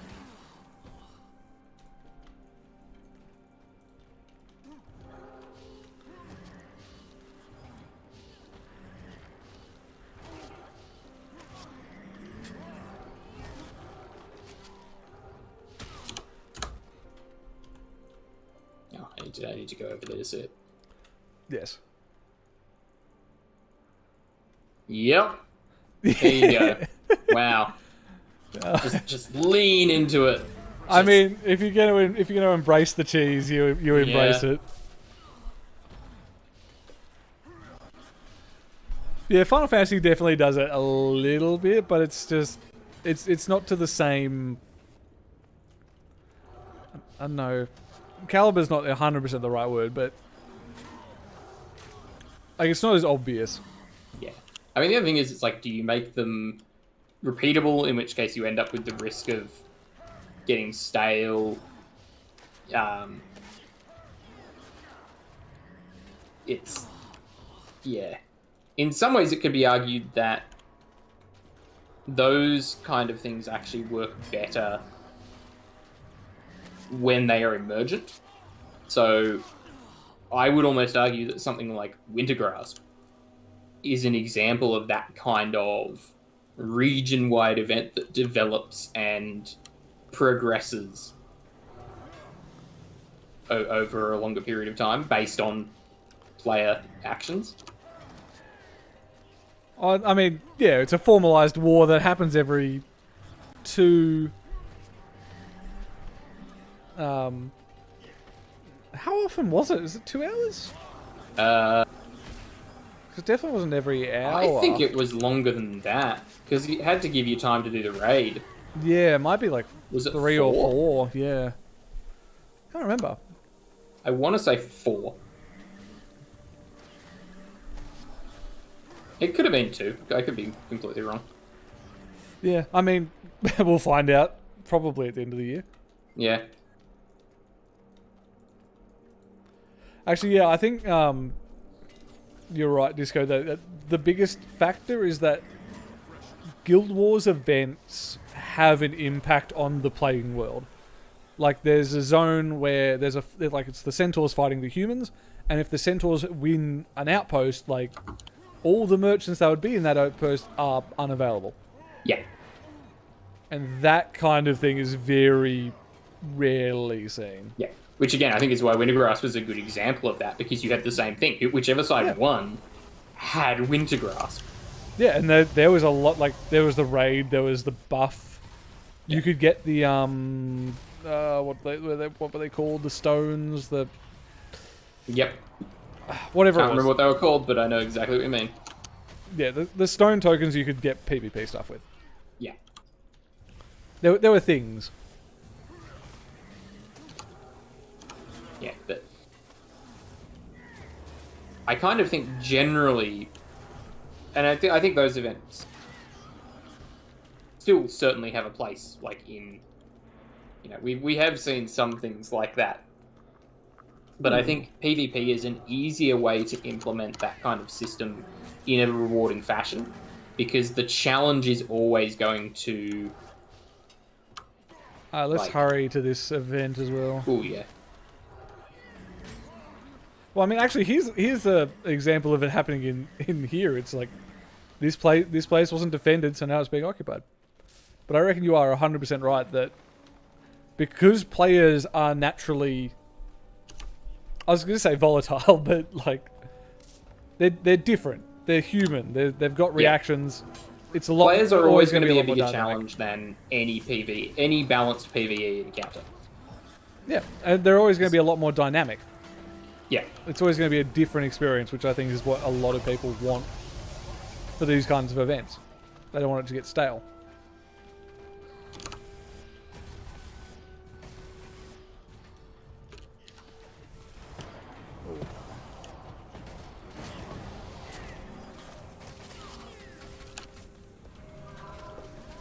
Oh, you're going the banner build.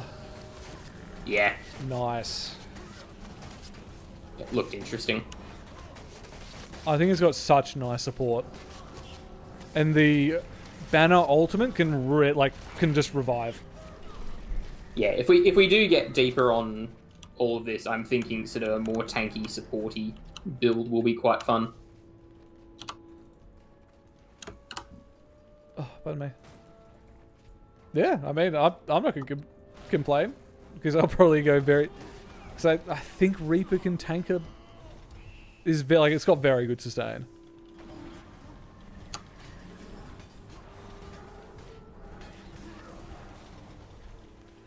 Yes, he's officially the banner slave. Provide me and the pets with buff, because I think the buffs apply to the pets. Well, probably. Which is always nice. Yeah. Yeah, I mean that's my role as your Happelman. It's just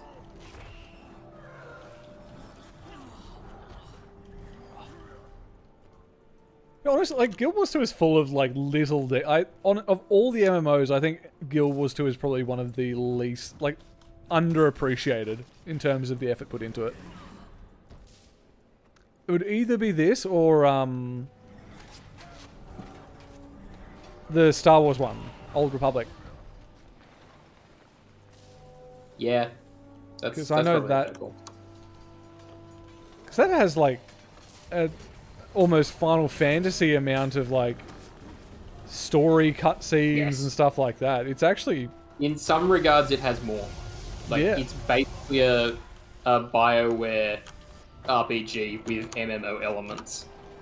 Like, you could probably argue that it leans even more RPG than FF14 does.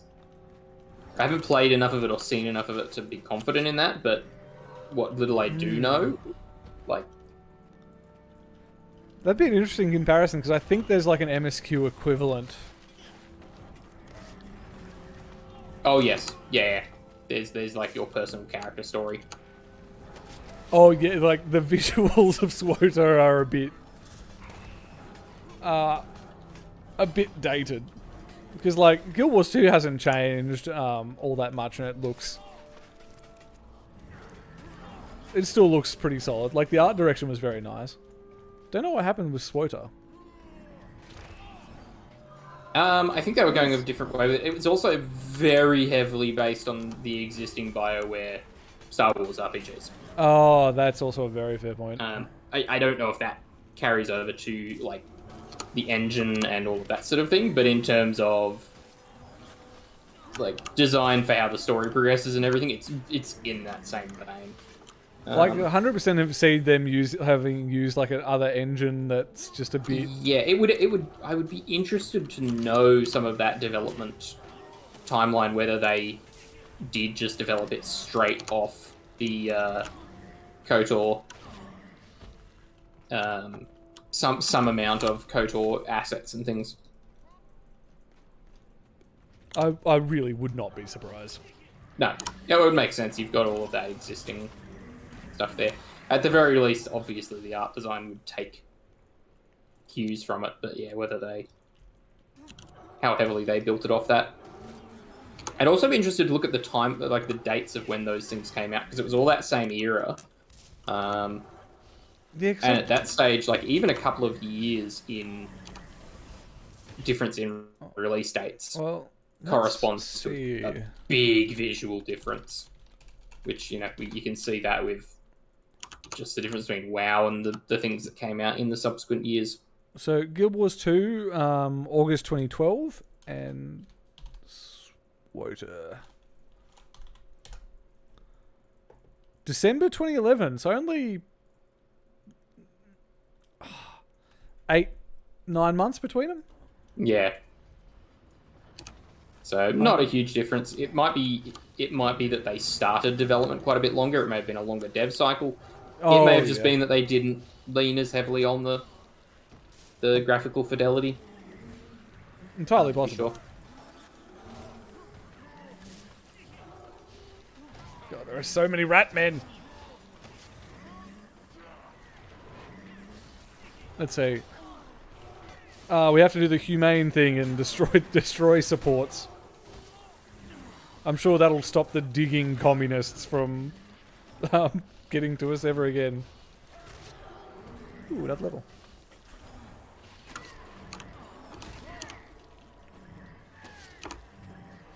Ooh, the back piece, nice. Because you get back pieces so rarely. It's one of those things that's like, hey, even if it's 1 power, I can now transmog it. Look aesthetic. Ooh. I shall drain the life from this support.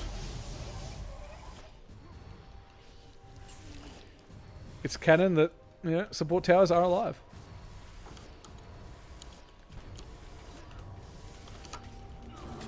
Well, I mean, they were trees. That's true. They were ex-Sylvari. I don't know how racist that is to the Sylvari. Just, yeah, what are they going to do about it? Now, okay, good. I was about to say we need to get the hell out of here. Yep. I was wondering about that as well. It's a good thing we all have a teleport ability. Yeah. I mean, how could you survive without one? Alright, now to do the really important thing. Hmm? Get that Vista. Oh, very true. Oh, yeah, that's right. Level 25, you get the Herald saying, hey, by the way, there are dungeons in this game. Which I reckon we should probably end up looking to try and do on time to time. Yeah, absolutely. I reckon that's when we try and get on anyone who's watching. Charlie, Ebbet. Oh, such aesthetic.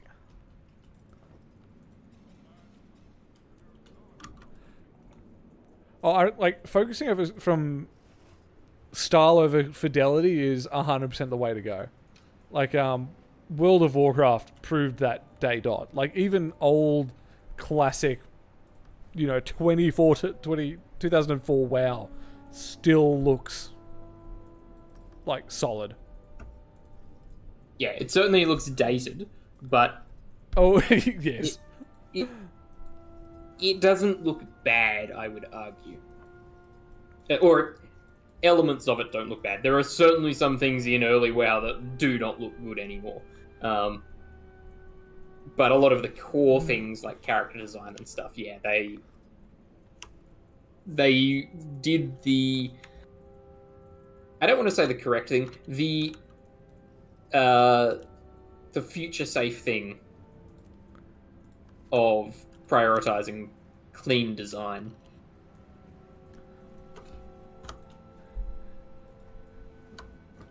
The pink wagon backpack is 100% necessary.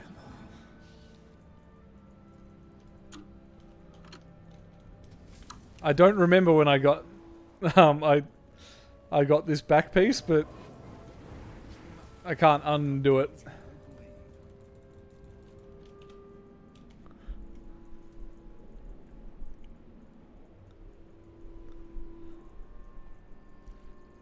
Oh, that's a rip. Because the one thing that Guild Wars 2 is a bit annoying with is the server merges and stuff, which admittedly, actually, to be fair, that's probably the one thing that World of Warcraft does like better than everyone. Like, you just have a friend on BattleNet, it doesn't matter where they are. You can just join a group and go for gold. That's probably the biggest advantage of sharding. It's just like you need the friends in the first place to do it. Yeah, when they eventually develop that. I mean, you know, it is a good thing, but we also have downsides from that in that, you know, server communities don't exist anymore. Oh, yeah. Oh, yeah. Which I really much prefer to having the server communities, I think. Or that, I reckon, if they combined the Final Fantasy method, because you can travel between servers temporarily. Like, you have your home server and then you have like a visitation server kind of thing. Like, that system I don't mind. Let's see, there's a heart up here. Nice. Back to the Sons of Svanir. It's always the Sons of Svanir. Oh, hey, Glaive. Bloody hell, you're up late. But welcome to Guild Wars 2. I think this is a guild puzzle. A guild officer needs to activate this mission. Did Charlie forget to make us officers of this guild again? Is that character or account specific? Ooh. I'm not sure. I want to say it's account specific because we're repping the guild. Like, if you look at the guild, that we're all there. True. So the answer is probably yes. Oh, but it says we're off. What? What on earth? Level limit, maybe? Maybe it's just not on like our. Maybe we haven't unlocked the ability to do it. We need to activate the mission. So this is probably part of a bigger thing. Because it's saying activate this mission before you can take part in this puzzle. Oh, yeah, because if you go to guild, there's, guild mission, and then there's bounty, trek, open world mission in which members work together to find several... Oh, God. Look at the medium weekly opportunities. You have to figure out several specific locations across Tyria. 15 of them in the time limit. I like it. See, that's a very nice... That kind of guild activity is something that... It's like GeoGuessr, but... Failed at these days. Yeah, that's... Tyria... I wonder if there's a Tyria GeoGuessr, because there's the World of Warcraft one. Yeah, but I can do the World of Warcraft one. I couldn't do a Tyria one. True, but I mean, I think this one requires you to be able to do it. But yeah, we need to coax the other guys on and finally unlock the guild hall and stuff like that. Yeah.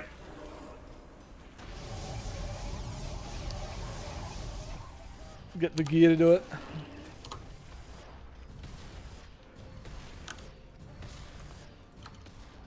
I reckon someday someone's going to figure out how to do the server infrastructure to just be able to play with anyone. I think the biggest issue is that because everyone's already designed their servers in a very specific way, to transfer them in such a, like, to get it operating like that would be disgustingly difficult. Yeah. Oh. Let's help this person, why not? I really appreciate... Honestly, I reckon... Because all of the server setups between, just say, Guild Wars 2, WoW, and Final Fantasy all have their advantages and disadvantages, but I just wish they'd combine into one. Because I love, like... I appreciate how they do sharding in Guild Wars, because it always feels like there's someone around. What do we have to do here? Fight Centaur. Oh, there was Centaur back there. Let's get him.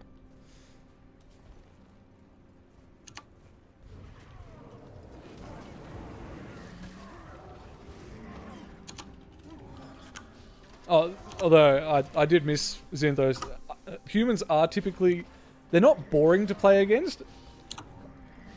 But instead of being boring, they can 100% be frustrating. Yes. I think that's the biggest thing, especially when you get to, like, builds in Guild Wars 2. Like, if you come across someone who's, like, hyper-optimized, legendaries, everything, it's like, ah! Yeah. Yeah, and that's both the blessing and curse of PvP. Because if people want a challenge in a game, humans are always going to be the biggest challenge that is, like, in theory, doable. Like, any game designer could make an impossible challenge. That's not, you know, they aim to make them beatable, but challenging. A human player doesn't want to do that. A human player is doing everything they can to beat you, and vice versa. Yeah. Which, yeah, is incredibly painful to play against if you're not doing the same thing. And even if you're doing the same thing, it can be. Well, it's like, if you're playing by your own set of rules, like, well, it's like a code of honor. Like, if, you know, to go really abstract, like, the amount of times victories were won in, like, medieval Europe because someone just decided to, like, do an ambush flank is absurd, because it's just like, no, that everyone was playing by some other set of rules, but it's like, no, if you set out to win, then you win. Or the Swiss just bringing a bunch of dudes with pikes. It's like, what do you mean you're not just bringing the heavy cavalry meta? Yeah, exactly. Humans are going to be inherently unpredictable, and they're going to try and find ways to break things. Yes.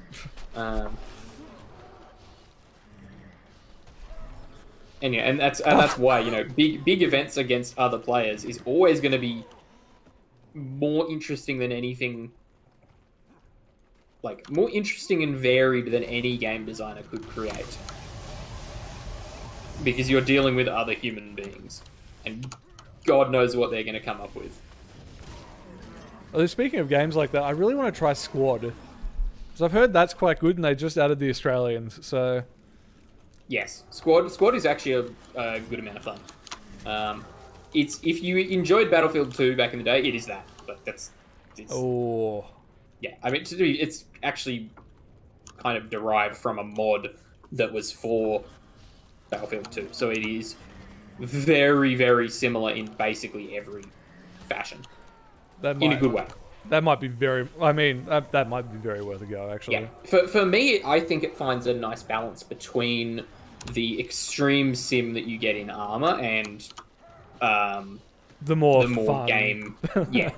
The more accessible, more immediate. You don't have to spend half an hour kitting up before a fight. You can just jump in and play around fairly easily, but there is a lot of coordination. The fighting is very slow and tactical. Which you know, that's like this modern unit cohesion and organization is vital to getting anything done. Oh, well, I hope you enjoyed the human human player interactions discussion anyway. Yeah, the animations in this game do just generally look pretty good. Although I wish I love them. Yeah. Although I wish I could race change because I like my main is a char, and just armor looks very strange on a char. And now they've got all these options for like transmog or glamour or whatever you want to call it. I just haven't been able to get one that looks really, really cool on a char. Oh.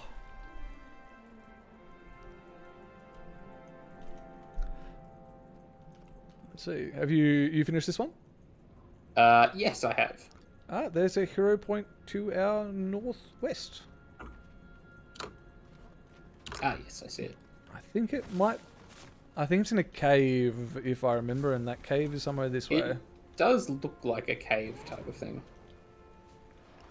Ooh, there's a big group event, which someone has almost completely done.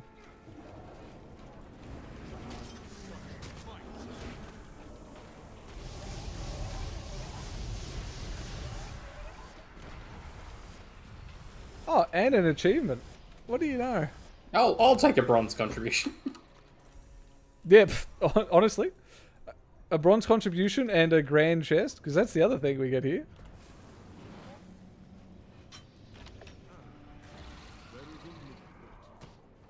Ooh, deluxe gearbox. Ooh, a strong ring, level 26. Use that later. Ooh, you'll want that. Have you tried two-handers yet? Two-handed hammer? Yes. Two-handed hammer, I tried for a bit, but I wasn't too sold on it, to be honest. That is fair. Let's get out of the camp of infinitely spawning dudes. That's a good idea. Oh, 100% you could just buy boosts and stuff, but it's just like... There is a surprising amount of character... Like, there's a lot of progress which is still character specific.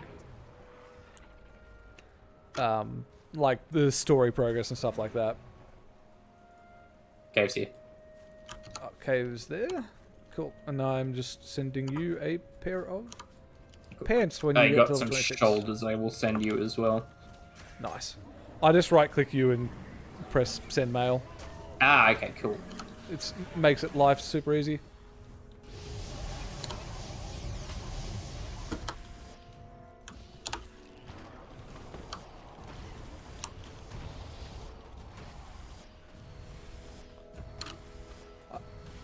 I love this Mega Man hand cannon effect that you get when you're the Reaper just popping off. Oh, that wasn't even the... Oh. Ooh.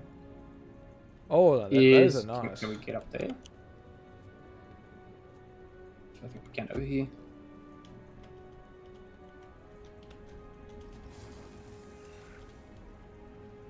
Yeah, there's the start of it where you are. Ooh, that is very nice.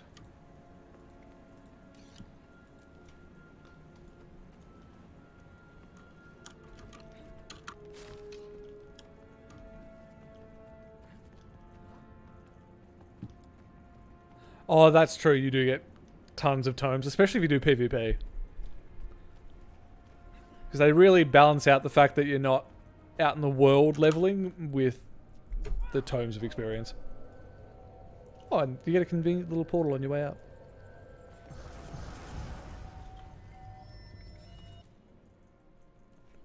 Excellent. Let's see. There's another hero point, northeast in a waypoint. Okay, I can't see those, so I'll just follow you. Well, I'm gonna go as the dragonflies. So keep up. Man, this guy scale is just hacks. So Kept nice. up pretty fine there. Yeah. Okay. It's like a really, really difficult... it's the big world event. It's not the big world... Like, it's not the big world event, but it's like a... Oh, this is a riddle. It's like a meta event. Like it was something introduced in the living world. Oh, okay. And then it was like, oh, suddenly everything has it. Like you remember the undead in the desert region in Path of Fire? Yes. Like occasionally, there'll be undead invasions throughout the world Okay. as well.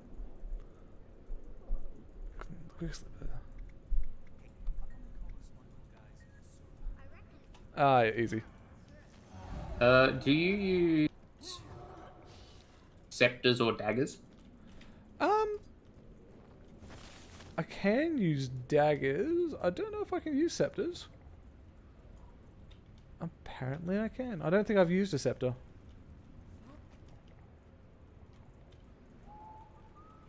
I mean, if you've got a scepter, I'll give it a shot. Yeah.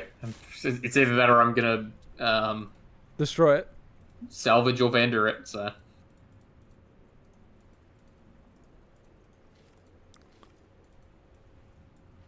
Put these aside. Do some... Let's see. I actually have enough of those already. Get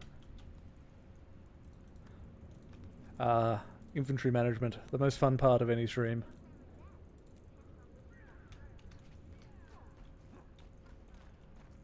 Ooh, very nice.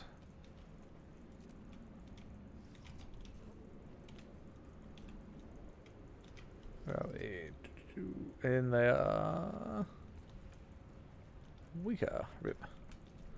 Yep. Answer that man's. There's a riddle challenge up here. Okay. That's for the hero point, which I've got to say I do appreciate that they really go out of their way to have different challenges. Like it's not always combat. Yeah, there's a bit of variety, yeah. I like that. That's an interesting way of using that sword model.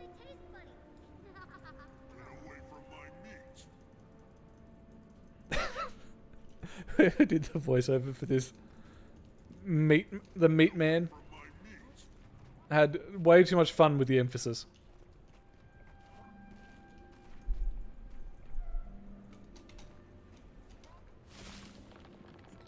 Ooh, let's see, what do I need? Entering shroud.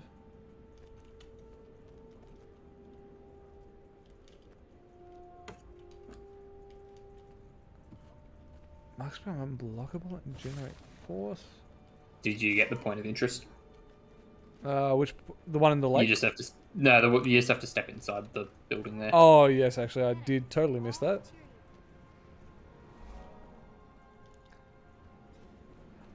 It's weird that there's only 11 points of interest in this map, considering how, like, wide it is. It's just not a very interesting map. Apparently not. It's just a big frozen wasteland. Nothing interesting there. No, there's poisonous urchins at least. Just... I That's don't know if something. I'd call that interesting. Well, I mean, they're not about to be interesting anymore. It's just kind of there, you know. Yeah, I suppose you wouldn't say... I mean, then again, what's that, like, super purple weed that you see, like Patterson's Curse? That's pretty noticeable. That can be quite aesthetic for a weed. Yeah, but is it interesting? It breaks up car trips. I suppose it depends on your definition of interesting. I'm sure there's a botanist out there who thinks they're quite good, or you know, quite cool. Probably. But then again, who listens to botanists? I mean, yeah, that's like... Are they interesting? It's all a matter of perspective, man. Why is this obstructed?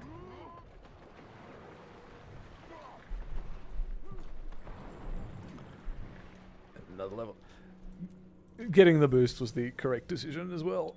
Yeah. Oh, yeah. Wait, there's a merchant down there? Oh, the Quaggin. Okay. Yeah, yeah.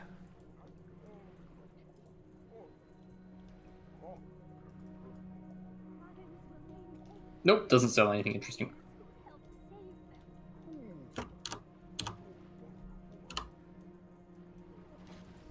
Let's see. I believe I saw a heart down here. Oppose the thieving Grawl.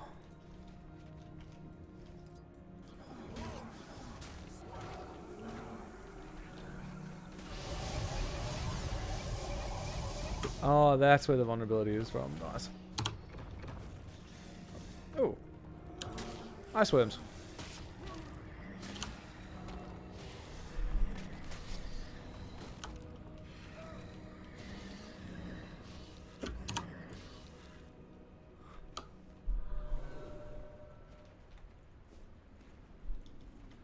Oh, cool potions.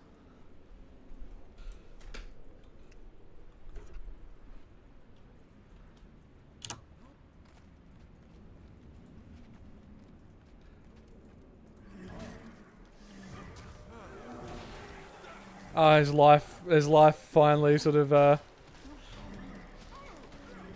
come for you, Glaive. Because I think you're relatively close to finishing your degree, if I remember. Well, not too far off.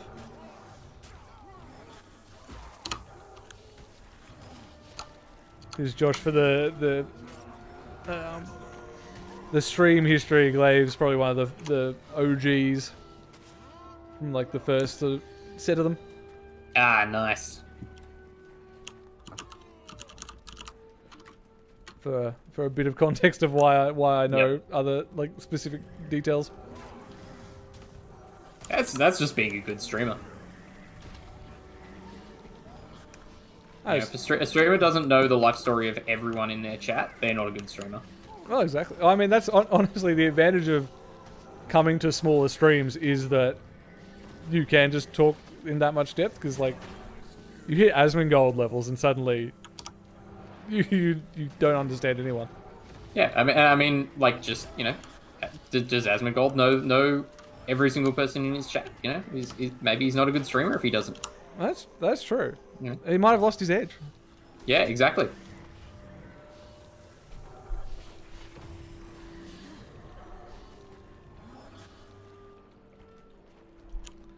I think it's an interesting transition phase for a lot of Final Fantasy players, because it's, if you're like me and you came in Shadowbringers, then this is a really good opportunity to be on the ground floor of the next story arc. Whereas, Can I help you? yeah, for like 2.0 players, it's the natural place to get off the bus, because you have been there for, because yeah, like 2.0 came out in 2013, I think, so it's almost been a decade of play. And that's the biggest thing. It's like, well, because yeah, oh yeah, by the way, you can handle the Grawl potions. Yeah, I got that. Nice. But like almost a decade of life is a lot of life to have lived. So of course you're going to be in a different life position.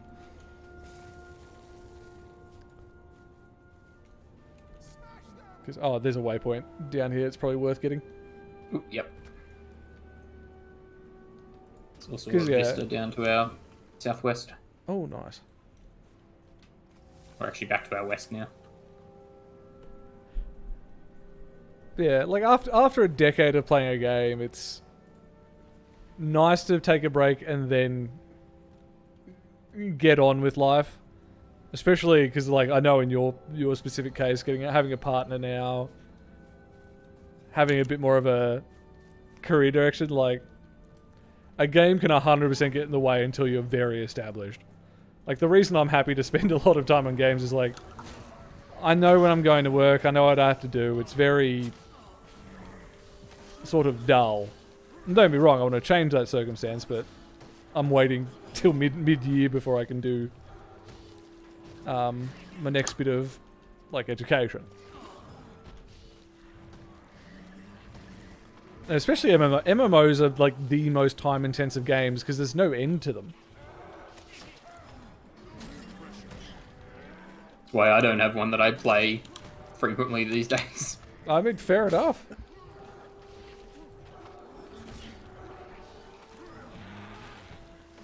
I mean, yeah, doing a PhD, you're... Yeah. I don't need the obligation of a raid night when I have so many other things going on. Whereas it's like, yeah, I've got a job, I can afford a raid night. And it's just exactly. it's habit. Although I've slowly started to implant in the mind of the guild master that I'd like to put dibs on Shadowmourne. You and everyone else. I mean, I've got the advantage of I was crazy about two-handers since day one. Like, they had to ask. It's like, could you please go dual wielding? Because it's like you've been playing the long game. In other words, yes, 100%.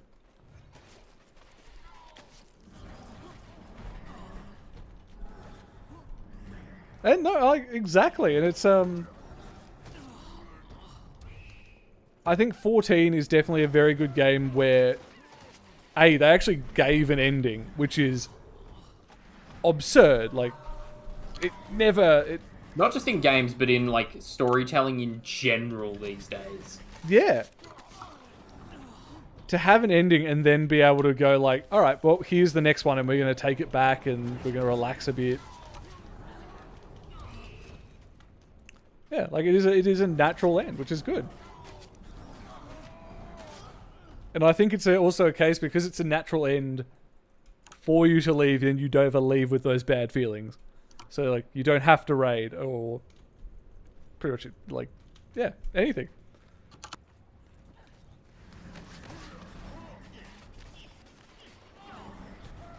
And one thing I think especially for Final Fantasy XIV and how it's designed is it's designed with such intense contempt for FOMO.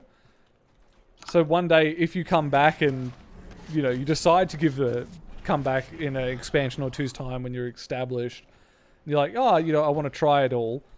It's like the MSQ's all gonna be there. All the raids are gonna be completely doable. Like you'll be able to queue up for the other wings of the current Alliance raid and be able to do the other 12 gods. It's like no matter how long you're gone, you'll be able to come back. Yeah, and I think for something like an MMO, I think that's a really important thing to have these days. Yeah. Because, life happens sometimes. If someone's going to be away for even 3 months in some games can be enough to just, like, cool, I'm out of the cycle for this X pack. Well, I think that's why retail WoW has such huge fallout. It's just like you miss 100%. You miss one day, like you miss the first week, and you're done. Yeah, it's like you're not going to be able to raid until the next tier drops, and you could potentially catch up. Which it's absurd.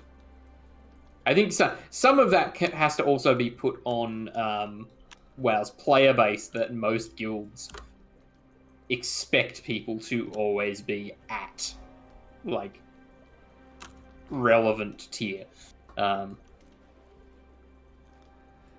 Partly because you need to be, but I think a reasonable guild would also make allowance for, people just being a week or two behind.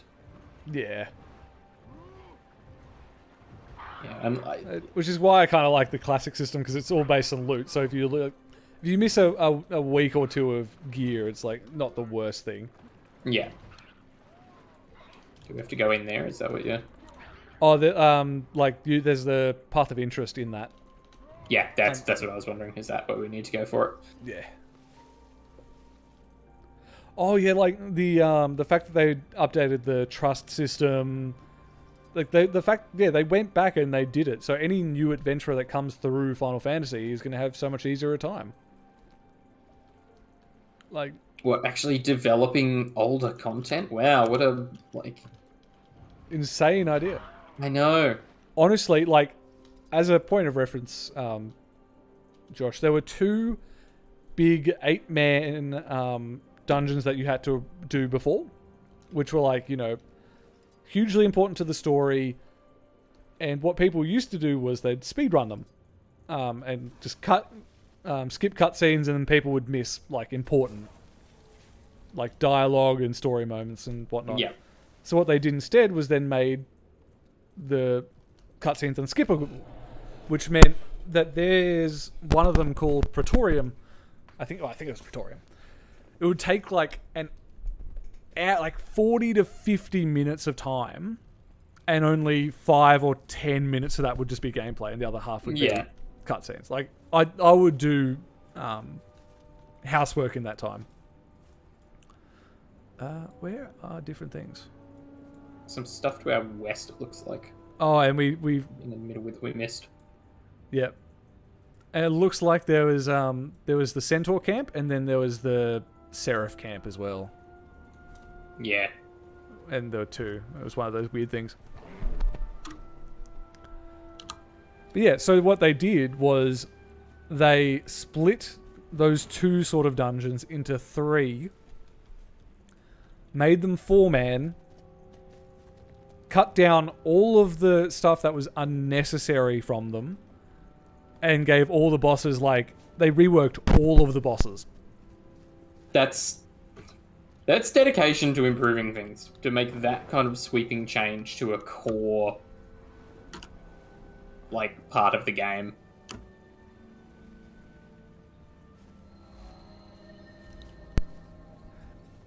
Oh, yeah, 2 4-man's the trial, yeah.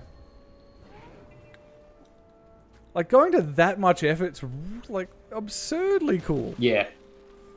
Let's do the Seraph Outpost and double back for the Vista and that 24 heart, I reckon.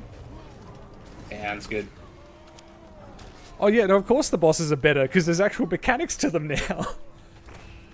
Like, you 100% just ignored mechanics before. Like, it was... Yeah. It was an impressive speedrun. Like, that's the only way to describe how that original bit of content was performed. Godlessly optimized. But I'm not sure if they made cuts to the MSQ itself. But yeah. Honestly, if there was ever a time if you wanted to ever casually play a fucking MMO, now would be the time. But then again, yeah, Final Fantasy XIV takes a very long time.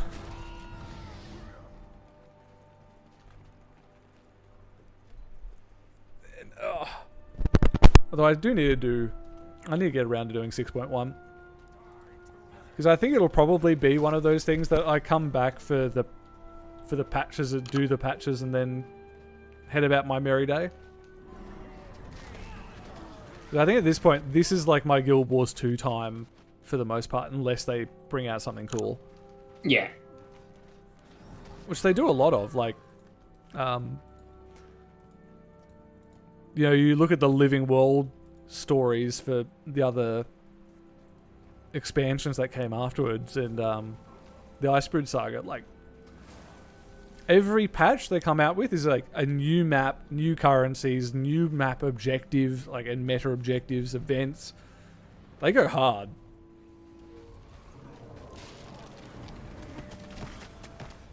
And the same thing with Final Fantasy.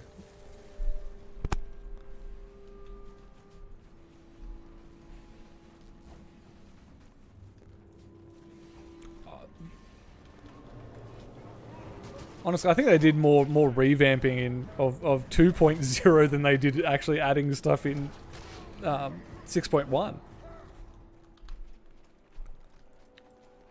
Because I think everyone gets this. You get the extended MSQ, you get the Alliance raid, and then you get the Elephant People Beast Tribe quests. Because so just for for reference, Josh, the beast tribes are like they're their reputations in game. Yeah. And there's two types. There's either combat encounters, and you do dailies, you get rep, very WoW-esque. And then there's crafting, like there's dedicated tribes for crafting professions. And each have their own mini story involved and give XP equivalent to that. Oh, have you finished this art? Yes, I have. Nice. We'll head that one. It's going to be quickest. It probably doesn't matter. Oh, I mean, this way we can hit the Vista first. Yeah, true. But yeah, there's like an actual entire reputation's entirely devoted to crafters. Yeah. Which is insane. So, yeah, the idea of actually taking crafting seriously is really, really nice.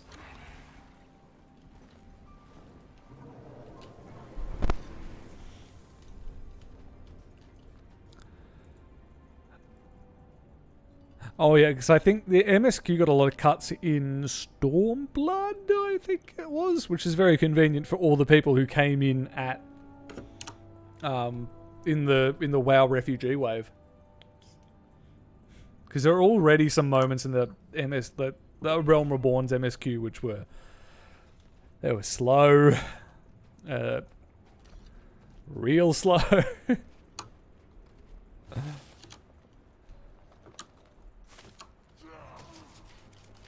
Yeah, I think Final Fantasy's like, well, because we're getting more new players, we have to do something about the intro experience because like everyone has to do the MSQ.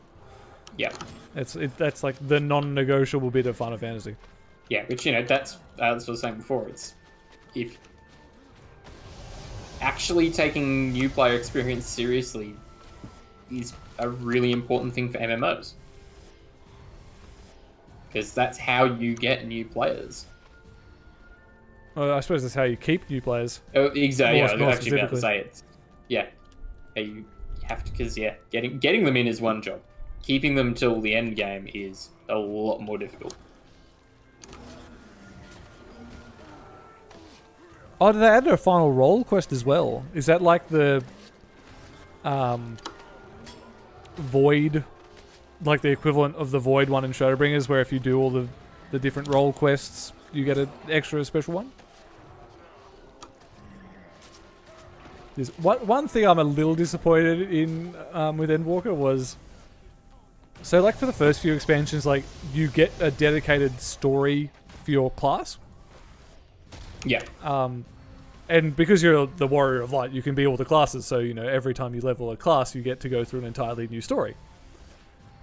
But they've started doing, like, role quests, where it's, like, only for tank, only for ranged or melee, that kind of thing. Which are, like, they're alright, but they're a little bit more broad. Yeah. Yeah, that makes sense.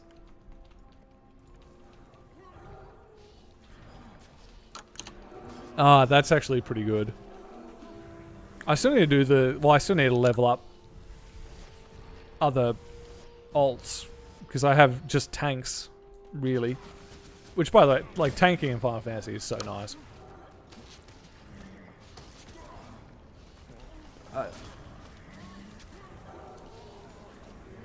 So when we get to higher levels, it might be worth even looking up a warrior tank build, because I assume you must be able to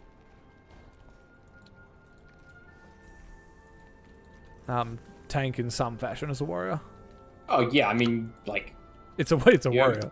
Yeah, you have access to a shield. You have, like, defensive abilities in several of the specs that I've already looked at. I would be shocked if there wasn't. I wouldn't be surprised if it turned out to be some weird thing that isn't what you would immediately think. But, yeah, I have to assume there is some form of warrior tanking. Let's see.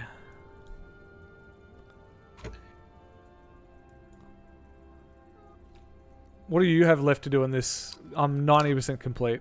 So am I. So I've got 1 hero challenge, 2 vistas, 2 POIs. Oh, interesting, because I've got 1 POI, 1 heart, 1 hero challenge, 2 vistas. Right, so there must have been one of the early hearts that I've done that you missed. Yeah. Oh, The Jotun one. Yes. Want to just quickly bash out that heart? Sure.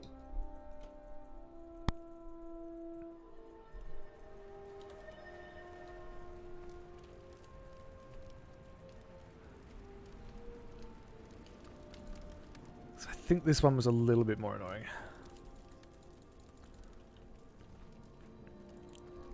Oh, of course, they'd have to do...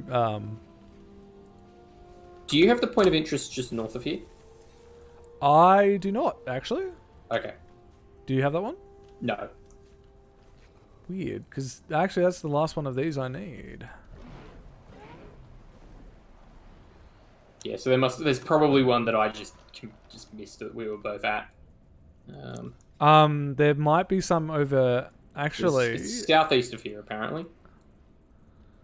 Yeah, down near Vilmark Foothills. I might go and grab that quickly, because you must have got that. Yeah, I think because I went a different way to the shrine than you did. While I kill some Jotun. Yeah.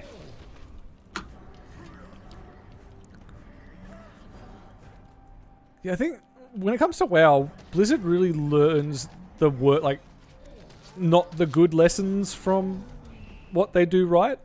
Because I'd love if they did more class stuff, or like race stuff, or just like let you do a bit of character roleplay at all. Yeah. I mean, if they want to do that, they have to get over the issue with the storytelling that they have, where your character is not a main character in the story. Like, Yeah. It's just not. They tried to do it a bit with BFA more than anywhere else, but it felt weird in the way it was done. I think like they have to commit to it a lot more. Like they've sort of tried to half measure it. Yeah, like your character is not a character. They don't have character traits. They don't have anything meaningful in storytelling that differentiates them from any other player character. Yeah. And unless they solve that and actually give you the opportunity to role play within the game, that element of the storytelling is not going to change. No, which I think really means they have to commit to the idea, or you go back to just like saying, "Hey, thanks, mercenary." Yeah.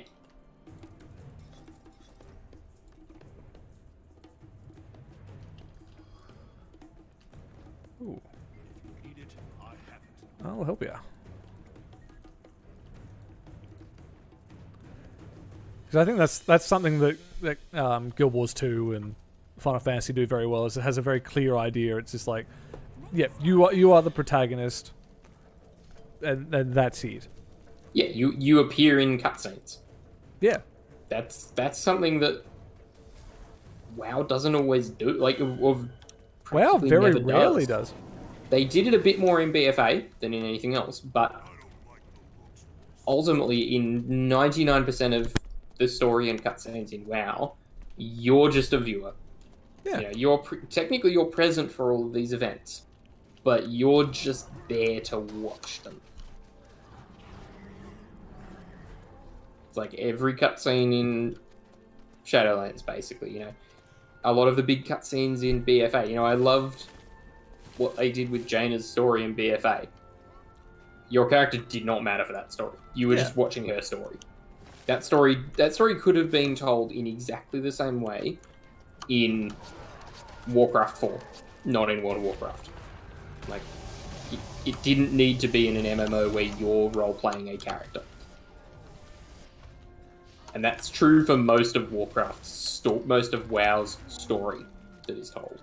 Yeah, which I think is probably, if they leaned into that side of the storytelling, it would be kind of brilliant, because it's which they did early on. Yeah.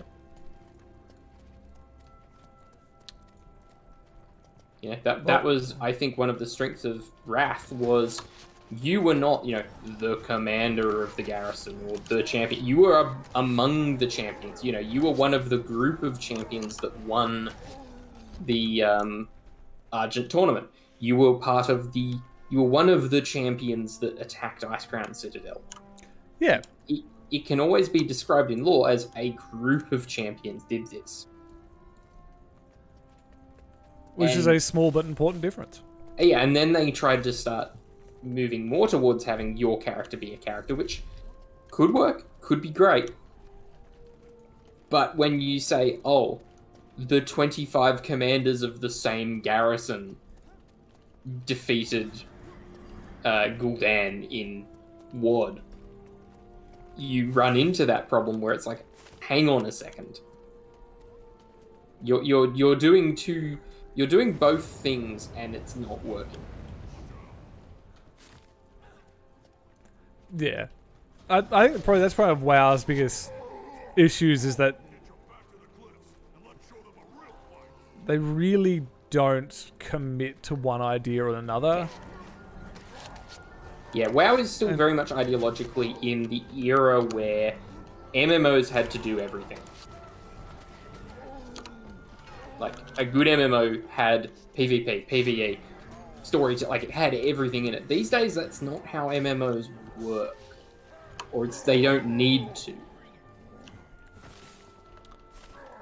I think need to is probably the key term, because it's like, yeah. You have Parlia coming up, which is focusing pretty much purely on the survival element. There's going to be no real PvP. Yeah, we are in an era, and this is very much just exactly what Josh Strife says. We're in an era now where there is not going to be the one MMO that everyone plays. In the past, like, you had EverQuest and WoW and things like that. There was the MMO. That's just not going to happen anymore. And when you're in that period with a variety of MMOs, you focus on the niche that you want to capture. You don't have to do everything, and it's probably not the best idea to do everything. Well, the only time you're ever going to be able to do everything is if you have a Star Citizen-esque budget, and, well, Star Citizen isn't, actually... But this is the thing, they're trying to do everything, and it's failing. Yeah. Because, and that game would be vastly better if they picked half of the things they wanted to do and actually did those. If they forgot about the Persistent Universe and just did Squadron 42, it could be an outstanding single-player storytelling experience. If they forgot about Squadron 42 and just did Star Citizen, it could be one of the best MMOs ever made. In terms of immersion, in terms of fidelity, all sorts of things. Even on that highest level, they have split their focus to the degree that neither of those things is finished, and quite frankly, may never be. Like, I am happy with the money I've spent on Star Citizen because I have accepted that it may never be finished with everything that they have claimed to be doing. And I'm fine with that because what it is now is good. But if they stopped trying to do everything, they could have an outstanding game, not just a good one. Actually, Zinthos makes a good point, though.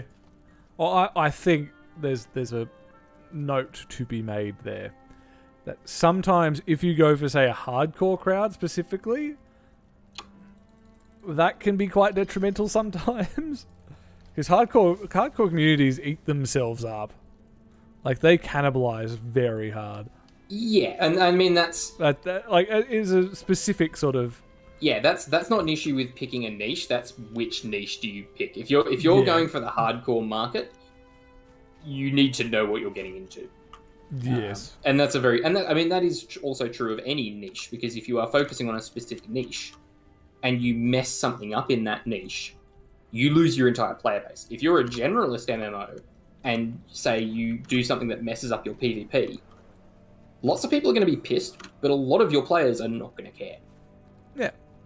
So it is, in some ways, that's a good point, that focusing on one or a few things it's kind of a high risk, high reward strategy in some ways.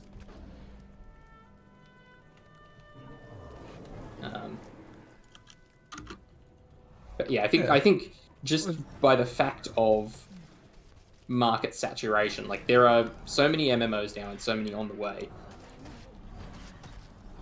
I think you're unlikely to see the one big MMO, and that makes it that you need to do something that captures people beyond being the big MMO. And the easiest way to do that is to be very good at something in particular.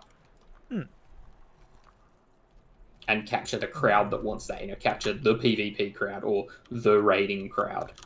Honestly, I think that was probably New World's biggest Achilles heel, is that they were going for the PvP crowd and then they pivoted. Yeah, absolutely. They wanted to do this thing, then decided they wanted to be a generalist MMO, and failed at both. If you hurry up, there's a veteran Beak of Darkness. Ooh. He's at 30-something% health, so...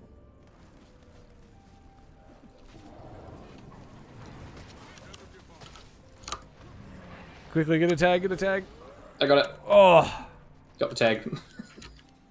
I always forget that I have to do something to get off my mount, and I can't just use an ability from it. The mounts in this are very unique.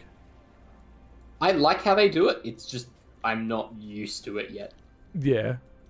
Or one day we'll get to the Heart of Fire expansion and then you will be. Yeah, we'll see.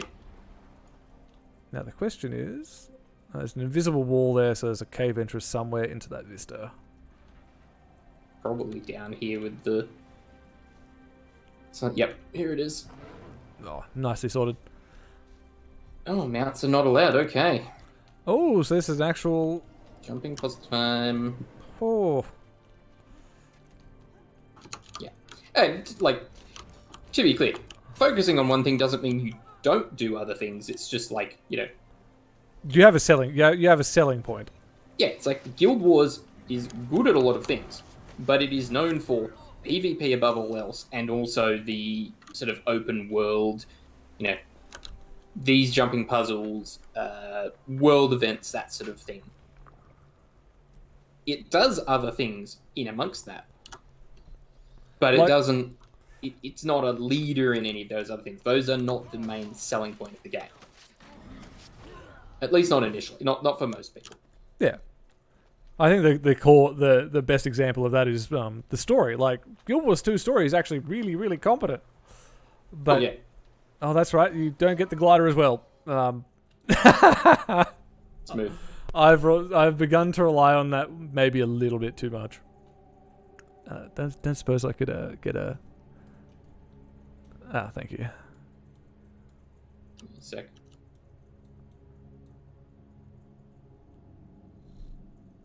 You are... Biss. Absolute biss. Yeah, the beetle mount's fun. Like, the mounts are fun. Like, I think that's probably... There's a lot of unique things to Guild Wars 2 when you actually get down to it.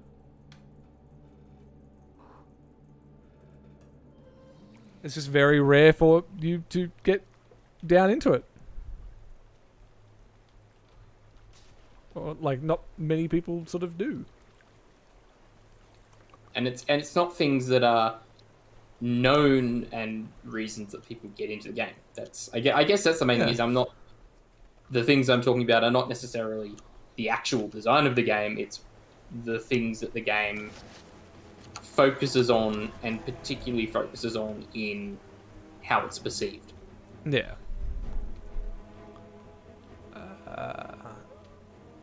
Yeah, we can just finagle that. Because I know there's a chest at the end of this. Yeah. Get rid of that personal waypoint. I just won't commit suicide again in my absolute hubris. That sounds sensible. That's a cautionary tale right there. Yeah, exactly. I can't cheat anymore. Well, exactly. I never cheated. My ignorance and inexperience is an advantage here, because I'm playing the game as it was intended, and this area forces you to do that. Yes. Alright, progress is being made. I'm remembering. This is what I get for memory. Violence.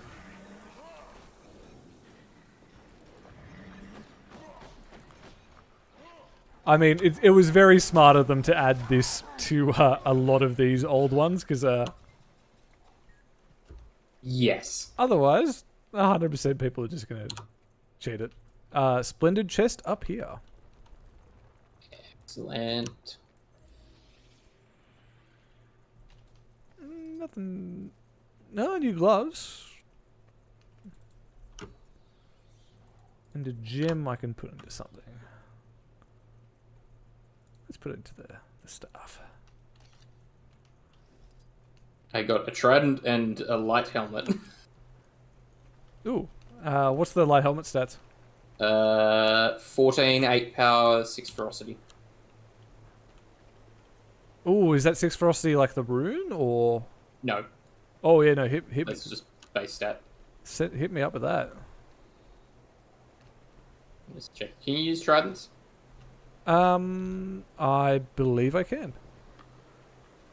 Ooh, I actually have this ring as well, which is absurdly powerful. You can have that stuff because it might actually be useful for you rather than me selling it. Oh damn.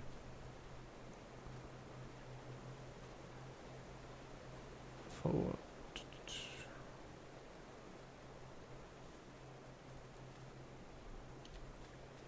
Nice. Now what? I'm missing a hero challenge, So am I. which implies we're missing a part of the map. It Oh. is saying there's an unexplored area. Around the Darkwolf Heights, or? Probably? Yes. Yeah, head to the... Down southwest is where mine is. Oh. At least that's where it's pointing me at the moment. I've got one pointing me to the northwest. I reckon head to the Isenfall waypoint. Because I can't see anything down that way. And I've sort of explored it.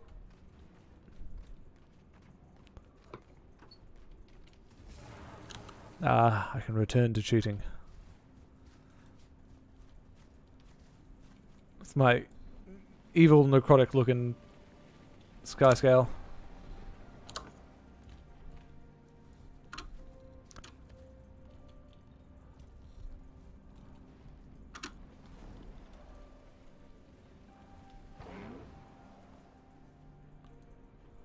Because it's telling me there's something to explore here. Which Are I'm you not- sure that's not the next zone? Yeah. Unexplored map sector. Weird. Unless there's like a second cave entrance that we missed. Unlikely. Would have thought so. Or unless that's that's where that guild challenge is. Maybe.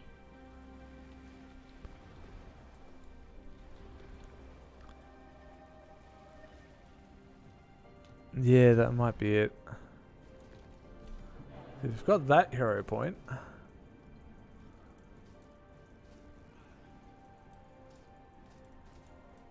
Let's see. I might just go down and get that area I haven't explored, Yeah, good idea. just in case.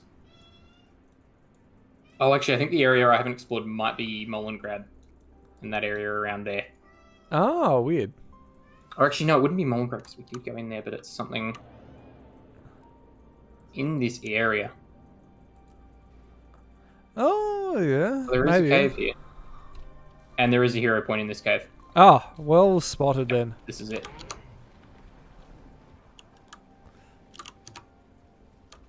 Perfect.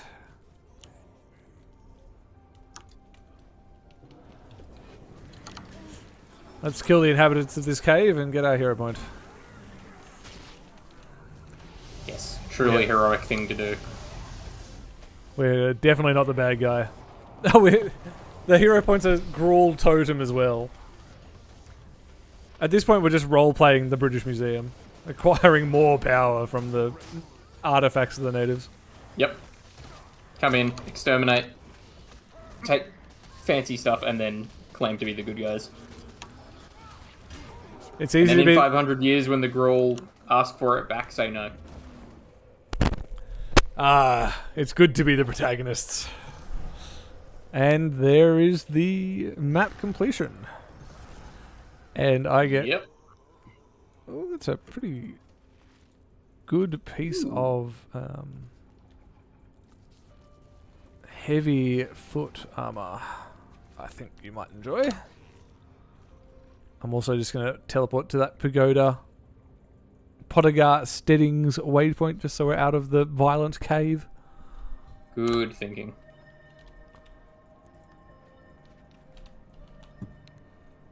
Good to vendor some stuff too. Ooh, good point. Good point.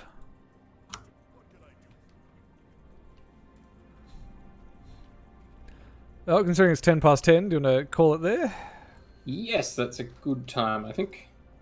Even though tomorrow is a public holiday, gotta get some time, some break. Yeah, I do have some stuff to do, so... Oh, yeah. Well, I mean, you got Commander at a minimum. Yeah. I also have shopping to do. I'm hoping to get another monitor tomorrow. Oh, thank you. So I can stop being a one monitor pleb. It's you never want to be a one monitor pleb. No. Even just having to do it for a few days has been depressing. Once you go 2 monitors, you can't go back. You can't. But I reckon next week I'm probably going to be on Twitch just to shake things up and to try out that system. So I know Zinthos joined the Discord earlier, but that is the link disco option if you're around and you wanted to come to the next one. Because it'll be the same time, but I need to figure out what all the particulars on the Twitch side of things and how that all integrates works. So I'll post there, and I'll probably do a YouTube video as well, briefly going, "Hey, I'm live on Twitch. Come check it out."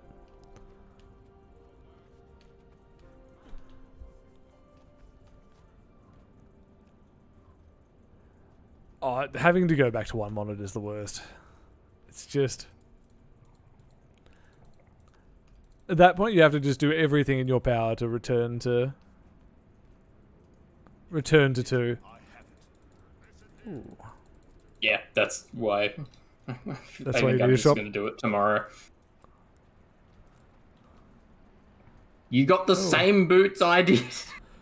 You got an identical pair of boots for the map completion. Oh, I wonder if the map completion's fixed then. Did you also get a gun?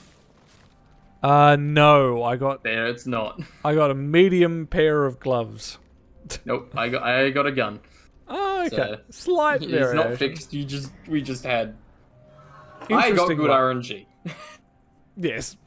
Well, enjoy the other pair of shoes. Well, now I have a pair. Ah, true.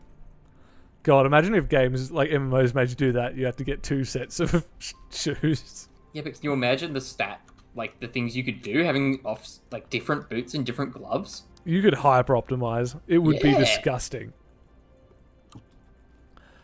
Oh. It's like you have different rings.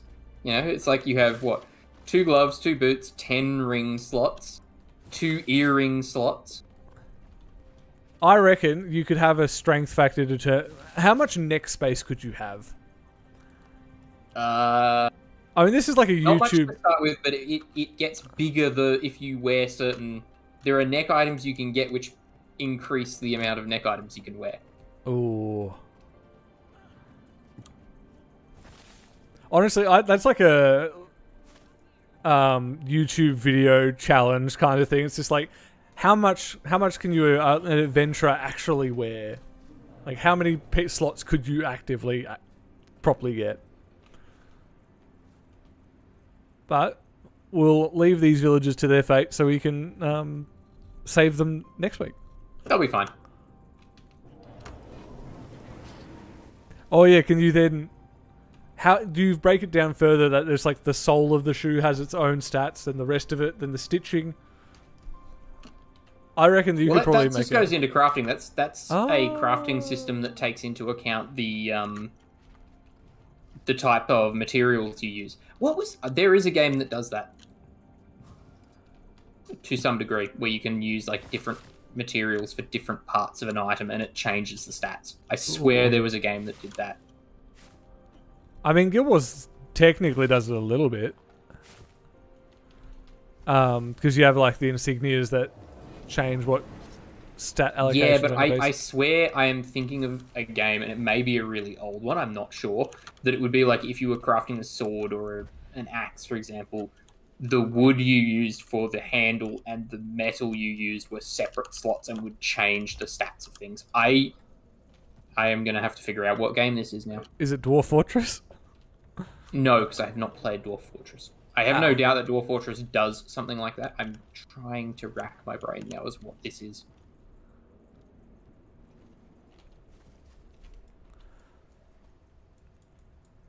Oh, actually, where do we head to now? Lorna's Pass. Alrighty.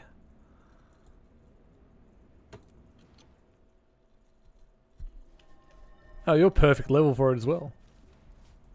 I was just looking at the next zone.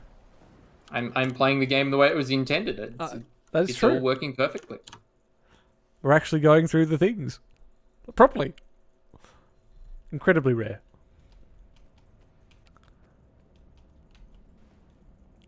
But yeah, we'll call it there. The stream will again be probably 7 p.m. next week, and either join the Discord, and I'll post the link to that Twitch there, or have the like little, I think it's like a bell icon or whatever the one is, to like, hey, notify me when someone links a video, or I'll do a video saying, hey, I'm live, here's the link, come check it out, bang bang.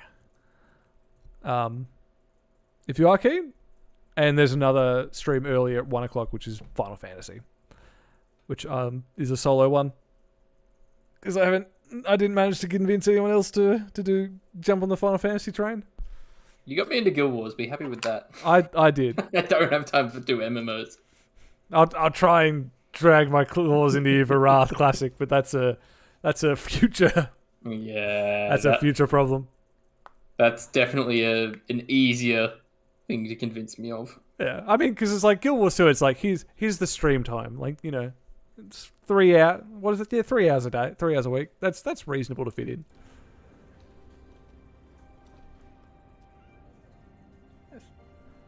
But yeah, thanks everyone for watching, and catch you next week. Oh Jesus,